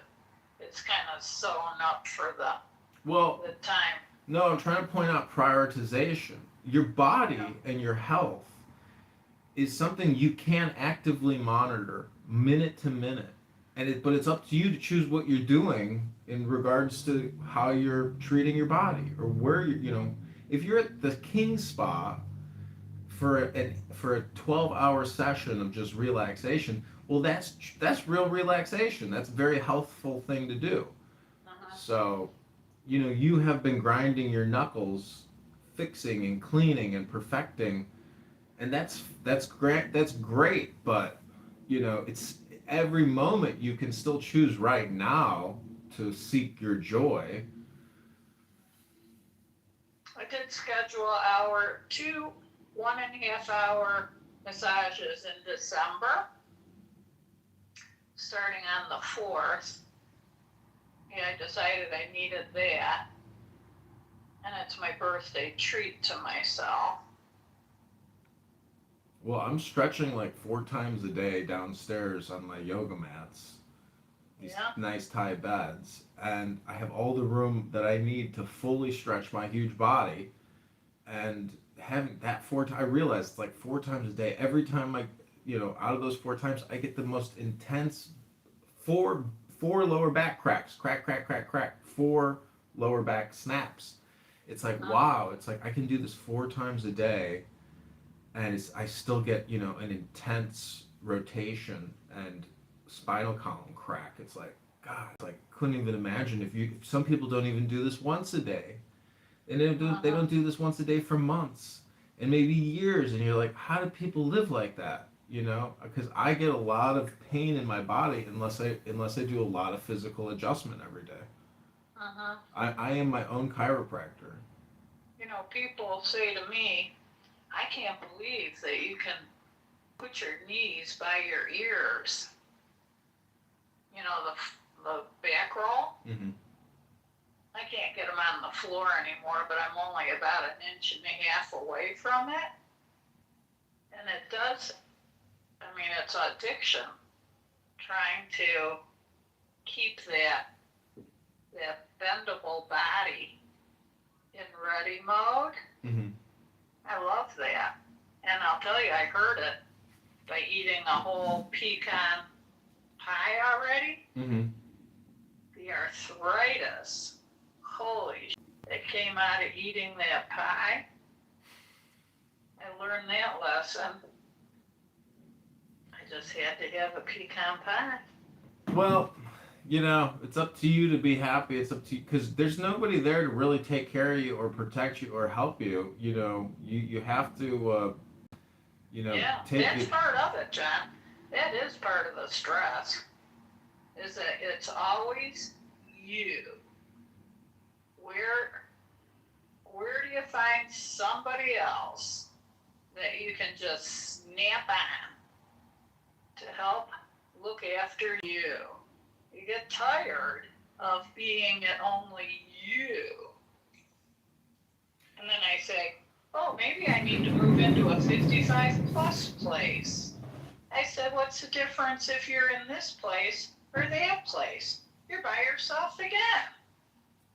You might be around other people, but that's something you have to seek yourself. Well, if I could give you any strategic advice if I was your consultant, it's to just remember that you are a but or an and person. And so with that kind of a brain, you have to essentially, stop thinking and your problems, because, it is all about personal responsibility and, being responsible and just taking care of yourself. You don't have any particular dilemmas. You've got an incredible medium and space to work with. You are very fortunate and lucky with everything you have, but ultimately you still have to try to get on the love path, and that's life. If you that's what everybody says, is just get back on the love beam. That's like the hippy dippy way, and that's all I would suggest to you. Happy Thanksgiving. I remember a time, and it wasn't that long ago, I think it was before this house. This house really took me to the the final height. It was the wrong thing to do. It was the right thing to do, but it was the wrong thing at the age to do. I just have to get back into that thankful, mindful place. And I think it's probably a lot of having to work with a lot of people. And that I don't like. I do not like people anymore because of. Well, that's friction. There's only one place for friction to come from, and that's really with relationships. Where else does friction come from? It's the only place. So, Right. you know, you Need have, a pet. you don't need a pet. You need no friction, and people will give you friction, and a dog will give you friction because now your dog is pissing all over the place and being a naughty little dog. I mean, that's life. Here's a dog story. So this guy on the trail today had this massive, he looked like a bull mastiff actually. Big, really, really overweight. So these two ladies that I see all the time there, she says, he rescued that dog from the pound. And I said, probably because it ate too much. It needed to be fed so much, and it pooped even bigger messes. But he was such like an oversized baby, even though he was a ginormous dog. How do you like that? And somebody fell in love with him. Cute. Well, you know, I just say, like, if you can't find a partner, at least you can find intelligence. And then you're with the real companion, which is God, because intelligence and God are definitely synonymous. So, you know, I agree there. You know, as your son, I can tell you, you may not have the books I have, but there is joy in poetry. There is joy in books, and it's because it can increase your intelligence. And then you start out thinking the problems that you're even creating for yourself in the way that I've suggested, you know, in my opinions today in our conversation. Yeah, you make me feel like I'd love a lobotomy. That might be just what you need. Yeah. I mean, not literally, but in figuratively, meaning that you're too compulsive in your thinking. And thus, because you're compulsive in your thinking, you're compulsive in your doing. And then you're creating all this friction for yourself. And the primary friction, again, is with people, because no one can be as annoying as people. This is how we're like birds, you know, in the trees. I mean, it's the buts or the ands, Mom. I'm telling you, you're probably overthinking everything all the time. I am. I do. Everything. There you go. Including flavors.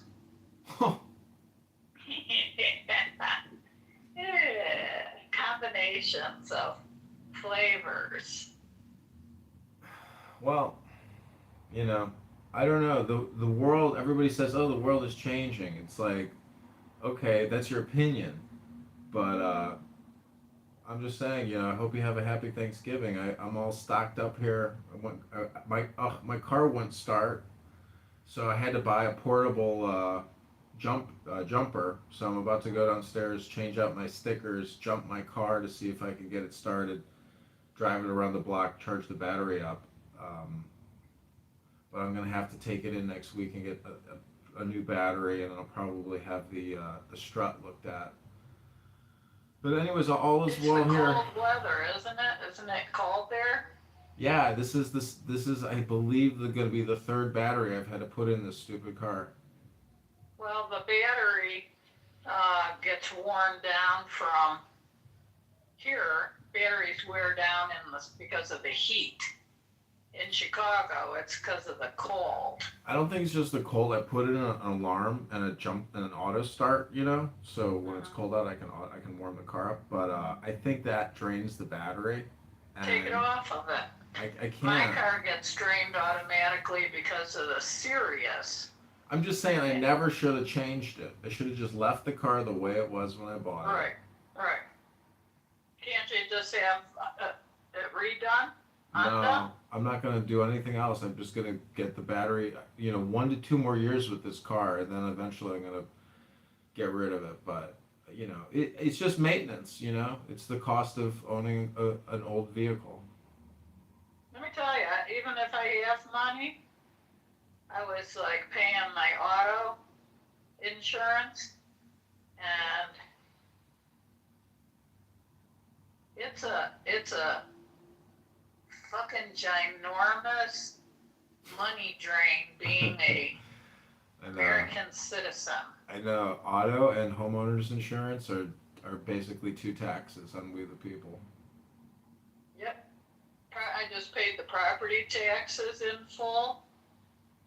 It's like just goddamn bleeding you being alive and owning a home. I know, and then try to collect, and then you have to get an attorney involved. And so ultimately, it's the attorneys and the doctors that are the biggest recipients of all of of everyone in society. They're the end of the stream, or they are the uphill. Yeah. We're just the Here's a downstream. perfect example. I'm in the EKG, getting that EKG. The little nurse, she says, I highly recommend that you listen to me like I was your daughter. Mhm. I'm suggesting I call an ambulance for you. I said, I appreciate you, I really do, but I'm in control. And if I think I needed an ambulance, I would definitely give you the go-ahead. But do not call an ambulance for me. Mhm. See, she said, what I do is I recommend. That's my profession. And I said, and my control is my guide. Mhm. See, I wonder, that was the point where I thought, what is her job? To get me into the system? To start swirling bills around? Well, she Because was. I'm not in a critical state here. I said on a 1 to 10, where's my EKG at? She says, I put it at a 3. I said, if it was a 7, 8, or a 9, or a 10, I'd say yeah. But a 3? I don't think so. And See, you are like the patient playing the doctor, and so these are all buts or and statements. If you were more aware of your communication, you would see from an outside perspective that you're causing a lot of stress and friction for yourself in your communication. And so, the big key word to always remember, Mom, is communication does manifest into your emotions, meaning that it's your communication probably which needs work and adjustment, in my opinion. well, I just don't want a $3,000 bill when I'm not in a critical state. Well, it's like somebody saying, when I die, I'm going to give you, I'm going to make sure you're in my will and get you $5,000. It's like when you're dead, there's no, who cares though? Who cares about your health insurance, your life insurance? Who cares about anything? Because when you're dead, like, none of this stuff exists in that state. So people like to do estate planning and retirement planning, and then they drop dead, and it was like, oh, what was all that for? You see what I'm saying? Like, you are essentially arguing your way into the grave. Like, even before you get buried, you're going to be like, I don't think this is the correct way to do this. Like, that's because of the personality you have. And so, I'm just saying, there's that old expression, you are your own worst enemy, and you have to begin to really try to understand that. Mom, you're causing yourself a lot of problems in your communication, not as in you have any problems, but it's my opinion as your son is that your communication has and is a persistent problem for you. Well, it's an opinion, Mom. It's not a yeah, fact. of course it is. It's And an opinion. I probably couldn't figure that out until I can't figure shit out anymore. I'm dead. Well, you can figure out right now that the more you think, the more you speak, the further from the truth you're going to get. You're extremely argumentative. This isn't a courtroom. You're not live streaming in a court, doing defense and offense against and making petitions. Like, it sounds to me like you're constantly in a communication friction. I would say in a non-trusting, and I live in a non-trusting environment in New Mexico. People can't It's the be wild, trusted wild west out there. You're dealing with pirates all the time. with being an older woman, the location of this property, and gray hair, age. So listen, here's a swing of quotes I got for my landscaping. 16,000, 6,000, 2,400. Yeah. So that's what I'm dealing with right now. And it's driving me insane. And I say, I don't give a fuck when it's done. I can look at it. It's been sitting there for the last 6-7 months. It can sit there and I can just move from this house. Let the next fucker fix up that backyard. Well, I had the guys do everything here for $1,300, I believe, and they built things with the bricks. They cleared everything, made everything so nice. I was like, wow, that was definitely worth, the $1,300. I mean, they laid the brick in the front, and like it was worth. They got that was the good price. Couldn't have gotten any better with those guys. They did a really amazing job. Because you allowed that trust to flow. I have very little trust here. That's part of the thing I dislike about living in New Mexico, and just about everybody says that. If I met somebody that I really could trust, I'd leave here in a heartbeat. In a heartbeat. Yeah, but that is a but or an and statement. Every time, listen, you're now on my but or and show, and every time I hear a but or an and, I'm going to point out, that you're projecting. Because you're taking your shit with you. Good luck. You are a but or an and person. You keep looking for this knight in shining armor to trust, but the truth is that's within you. I got all the trust in the world in me. I know, but then you don't have to worry about the trust or finding somebody else to carry, the water with you or for you. I mean... Right, I gotcha. Yeah. You know where you can trust people? In the nursing home. No, yeah, right. They want to keep you alive. Yeah, right. So Are you they can kidding? keep flowing your blood for you. Oh, do you know how many people, Mom, are in nursing homes that have absolutely nobody on the outside to even look after them or care for them? They're totally alone. They get abused by these crazy nurses. They get poisoned. They don't get bathed. Like, there's a lot of neglected people because nobody really will love you, and so I'm just saying there's a lot of really sad cases out there, but that's not you. You have your genie spark. It's carried you. How old are you now? 72 in December. Yeah, so it's within a month you're going to be 72. I mean, that's a big accomplishment. Like, you've got a great track record. So in my opinion, all your worries or anxieties should be sublimated and disappear because it's all self-induced in a way. Listen, here's the new one.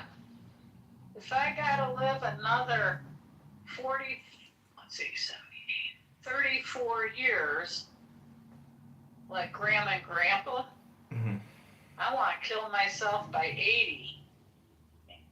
Well, see, this is a but or an and statement again, and welcome back to your show. This is part of this is what I say. You have a communication dilemma. Do I want to be annoying with buts or ands, or do I just want to be in my flow state, enjoy it? Or do I want to create friction with people? I'm not saying I have any friction with you. It's just my opinion. Again, I'm trying to give you a consultant opinion, so you can say, you know what? My fucking kid is right. I am overthinking everything. I'm just gonna shut the fuck up. Maybe I should start drinking. No, that's absolutely the wrong answer. Well, no, if you do that, you'll become even more annoying. You know, I've experienced that with you, where then you can't shut up. But if you did that at home in your safe space and you were just on your phone, okay, well then that's a safe space. But you don't want to put yourself at any risk. Maybe I should go to church on Sunday. I keep on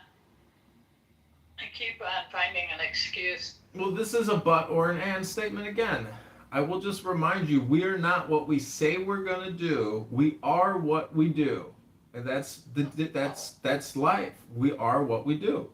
That's who we are. That's who you are. You know, you did this house. You did that house. You did this job. You did this. You did that. That's who you are. That's who the real you is. That's my identification. Or remodels. That's your. My middle name should be Genie Remodel. Well, that's your medium. That's your art. You have blessed a lot of people with incredible living spaces because of all your work. Yeah, I hope so. I hope they like those modifications I made. Trust me, people. I like this modification project a lot. There's nothing more important than your house or where your living space. It's because it's basically an expansion or extension of your consciousness. You know. I agree. You should see the dream I'm coming up with right now. I got this new idea. I have to draw it a couple more times to get it the way I like it. But that's what I'm doing. I'm building a fence for the side yard because I got a $650 rain barrel. It's 100 gallons. And I need to protect that so nobody walks off with it.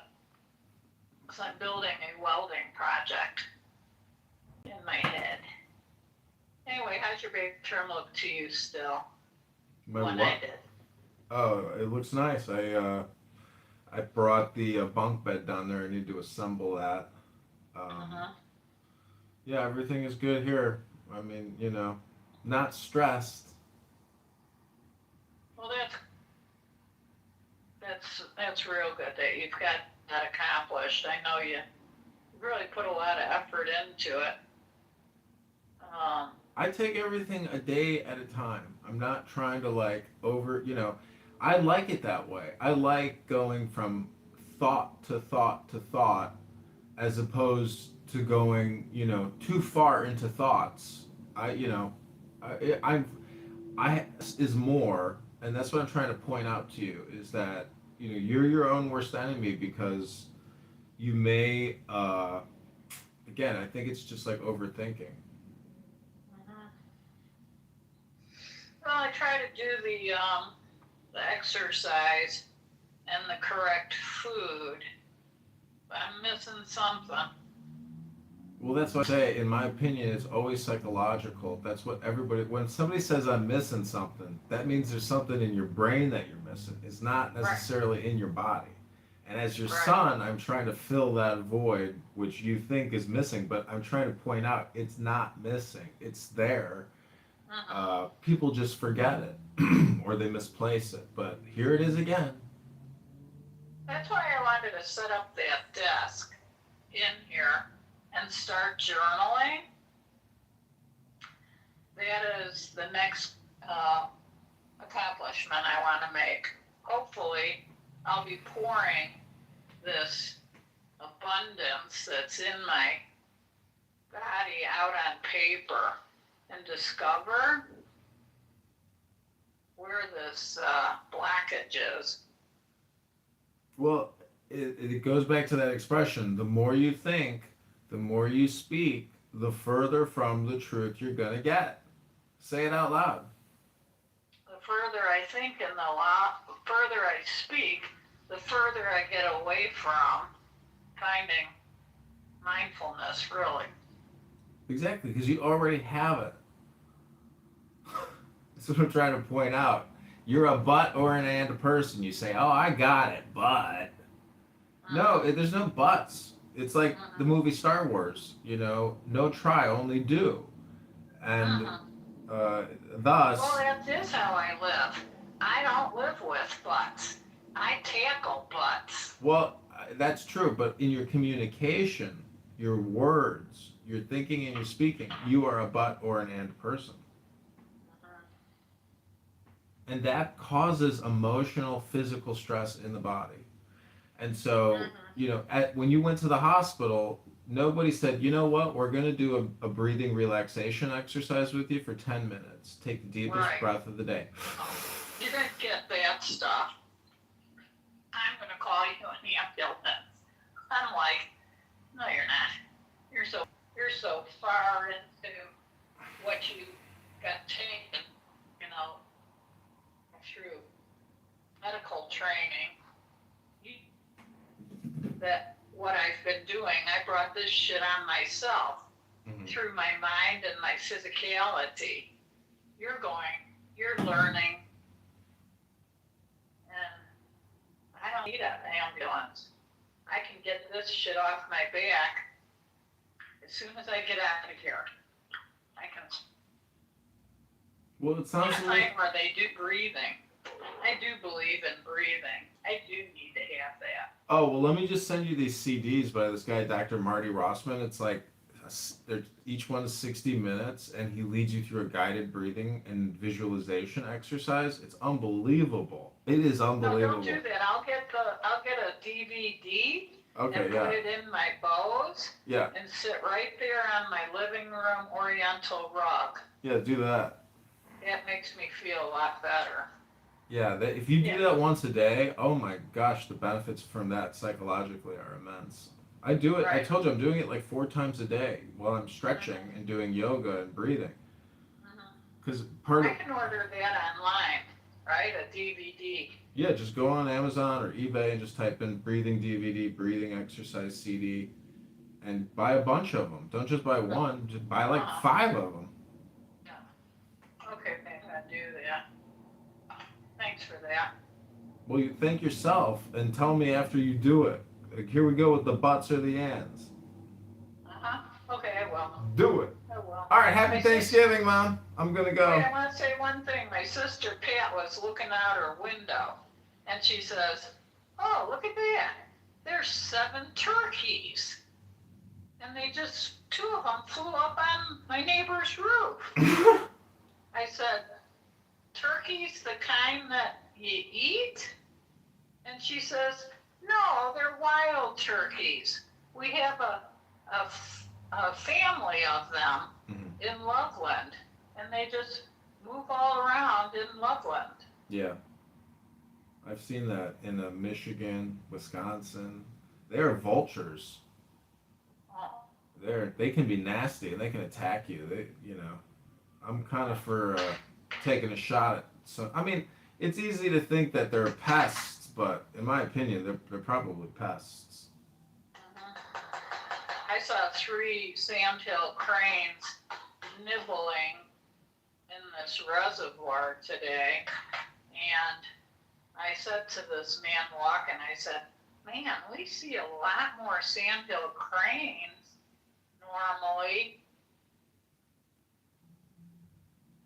And he thought about it, and he said, could be we're having warmer weather. And I said, yeah, that's a good thought. And I'm looking at my temperature, it's 60 out. So there you go, we are having warmer weather. I hope we don't have hotter summers here. They're hot enough. Well, I like to say that my mom says that talking about the weather or politics is the lowest form of conversation. But Mom, you have to try to remember, how do I create more peace in my life all the time and right now? And, I hope you have more peace and joy the rest of the year leading up to your birthday. Thank you, John. Thank you. I hope you said hello to your sister for Thanksgiving. She's entertaining, and it could be stressful for her. Well, just be thankful that you're not a part of that stress, that you have your peace and your joy right now. Because, you know, that's the whole point. I mean, a lot of people, they get a lot of indigestion from Thanksgiving, from Christmas. They overeat, they argue, they get emotional, they drink too much, and they cause themselves huge health problems at this time of the year. A lot of people croak. A lot of people croak at this time of the year. This is their last party. Yeah. All right, well, thanks for the great conversation. It's about the best one I've had with you in a long, long, long time. Thank you. Okay, I hope you enjoyed it. Happy Thanksgiving. Thank you, Senna. You have a good day. Make yourself, will you? Okay, I got a great dinner. I got wonderful food in my fridge. Have a I great know. afternoon. Take care. Bye. Love you. Bye.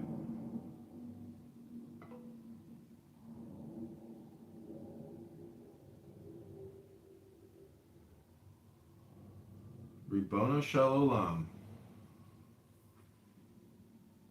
Ribono Shalom.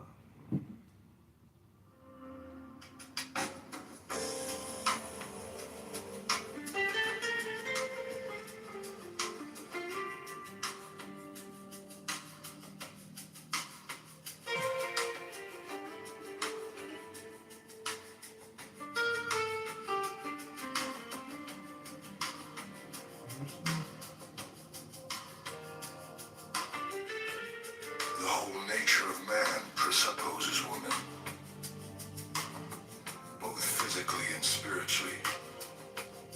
His system is tuned into woman from the start, just as it is prepared for a quite definite world where there is water, light, air, salt, carbohydrates, etc. Carbohydrates? The growth of the mind is a widening of the range of consciousness. And each step forward has been a most painful and laborious achievement.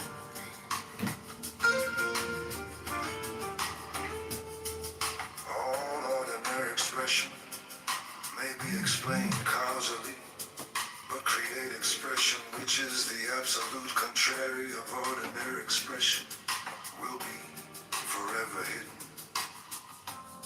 from human knowledge.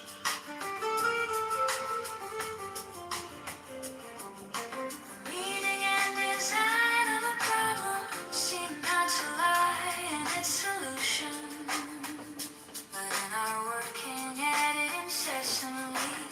No psychic value can disappear without being replaced by another of equivalent intensity. In all chaos there is a cosmos, and all disorder a secret order. You can take away a man's gods, but only to give him others in return.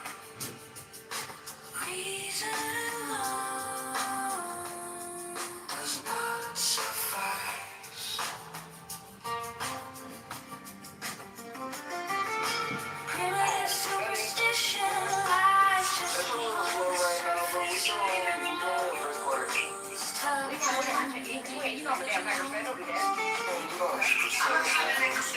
Fight against it, who are the first to succumb to its suggestive effects. I like that song every time by Cardi B. To avoid the impression that there is a sort of foreknowledge of the coming series of events.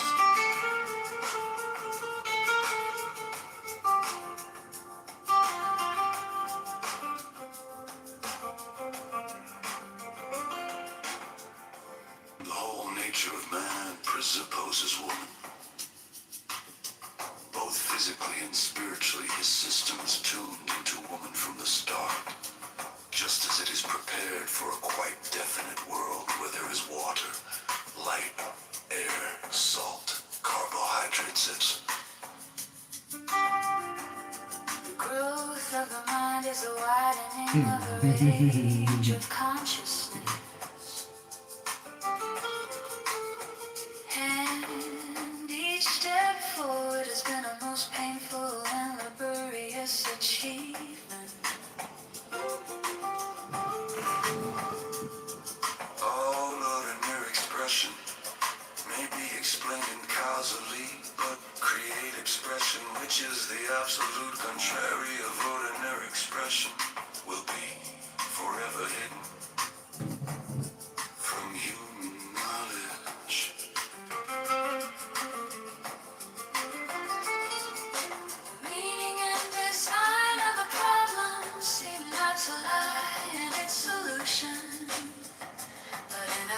working at it incessantly. No psychic value can disappear without being replaced by another of equivalent intensity. In all chaos there is a cosmos, in all disorder a secret order. You can take away a man's gods, but only to give him others in return. Reason alone does not suffice. Primitive superstition lies just below the surface of even the most tough-minded individuals. And it is precisely those who most fight against it who are the first to succumb to its suggestive effects. It is sometimes difficult to avoid the impression that there is a sort of foreknowledge of the coming series of events.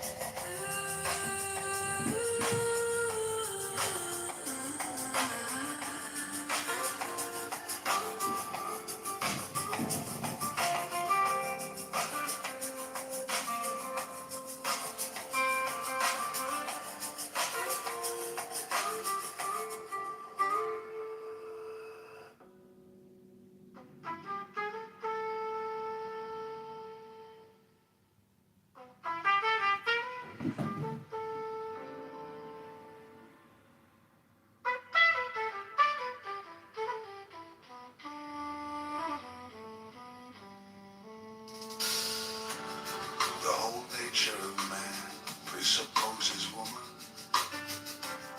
both physically and spiritually.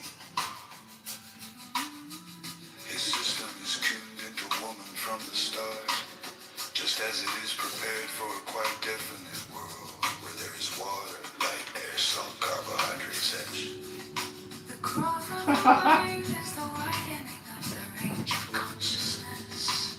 And each step forward has been a most painful and laborious achievement. All ordinary expression may be explained causally. But creative expression, which is the absolute contrary of ordinary expression, will be forever hidden from human knowledge. The meaning and design of a problem seem not to lie in its solution, but in our working at it incessantly. No psychic value can disappear without being replaced by another of equivalent intensity. In all chaos there is a cosmos, in all disorder a secret order. You can take away a man's gods, but only to give him others in return. Reason alone does not suffice. Primitive superstition lies just below the surface of even the most tough-minded individuals. And it is precisely those who most fight against it who are the first to succumb to its suggestive effects. It is sometimes difficult to avoid the impression that there is a sort of foreknowledge of the coming series. You're of weird.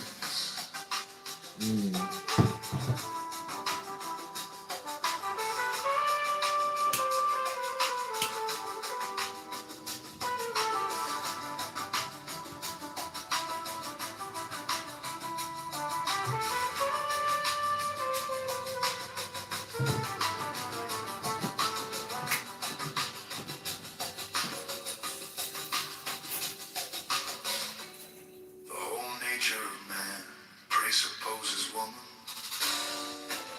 both physically and spiritually.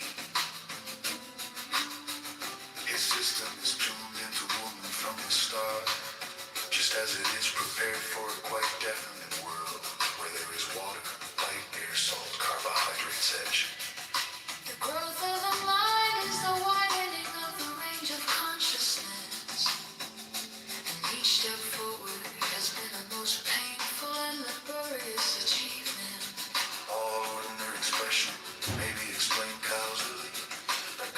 expression, which is the absolute contrary of ordinary expression, will be forever hidden from human knowledge.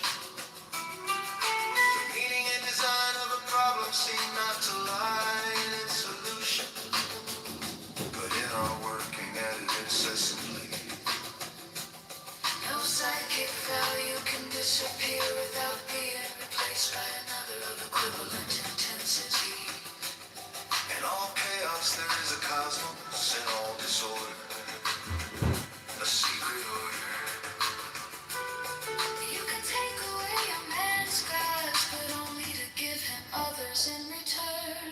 Reason alone does not suffice. Primitive superstition lies just below the surface of even the most tough-minded individuals. And it is precisely those who most fight against it who are the first to succumb to its suggestive effects. It is sometimes difficult to avoid the impression that there is a sort of foreknowledge of the coming series of events.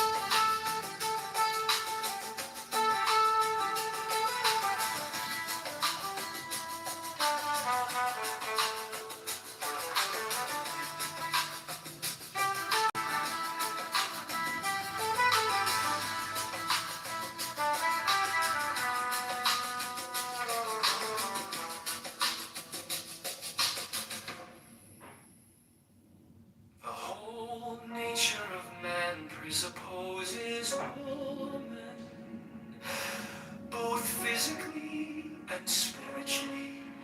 His system is tuned into woman from the start, just as it is prepared for a quite definite world, where there is water, light, air, salt, carbohydrates, etc.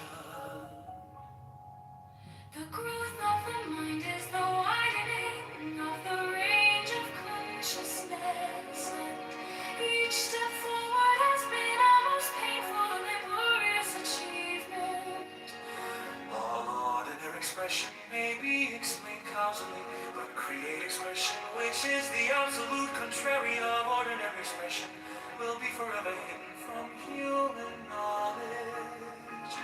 The meaning and design of a problem seem not to lie in its solution, but in our working at it incessantly. No psychic value can disappear without being replaced by another of equivalent intensity. In all chaos there is a cosmos, in all disorder a secret order. You can take away a man's gods, but only to give him others in return. Reason alone does not suffice. Primitive superstition lies just below the surface of even the most tough-minded individuals, and it is precisely those who most fight against it who are the first to succumb to its suggestive effects. It is sometimes difficult to avoid the impression that there is a sort of foreknowledge of the coming series of events. The whole nature of man presupposes woman, both physically and spiritually. His system is tuned into woman from the start, just as it is prepared for a quite definite world where there is water, light, air, salt, carbohydrates, etc. The growth of the mind is the widening of the range of consciousness, and each step forward has been a most painful and laborious achievement. Although ordinary expression may be explained causally, but create expression, which is the absolute contrary of ordinary expression, will be forever hidden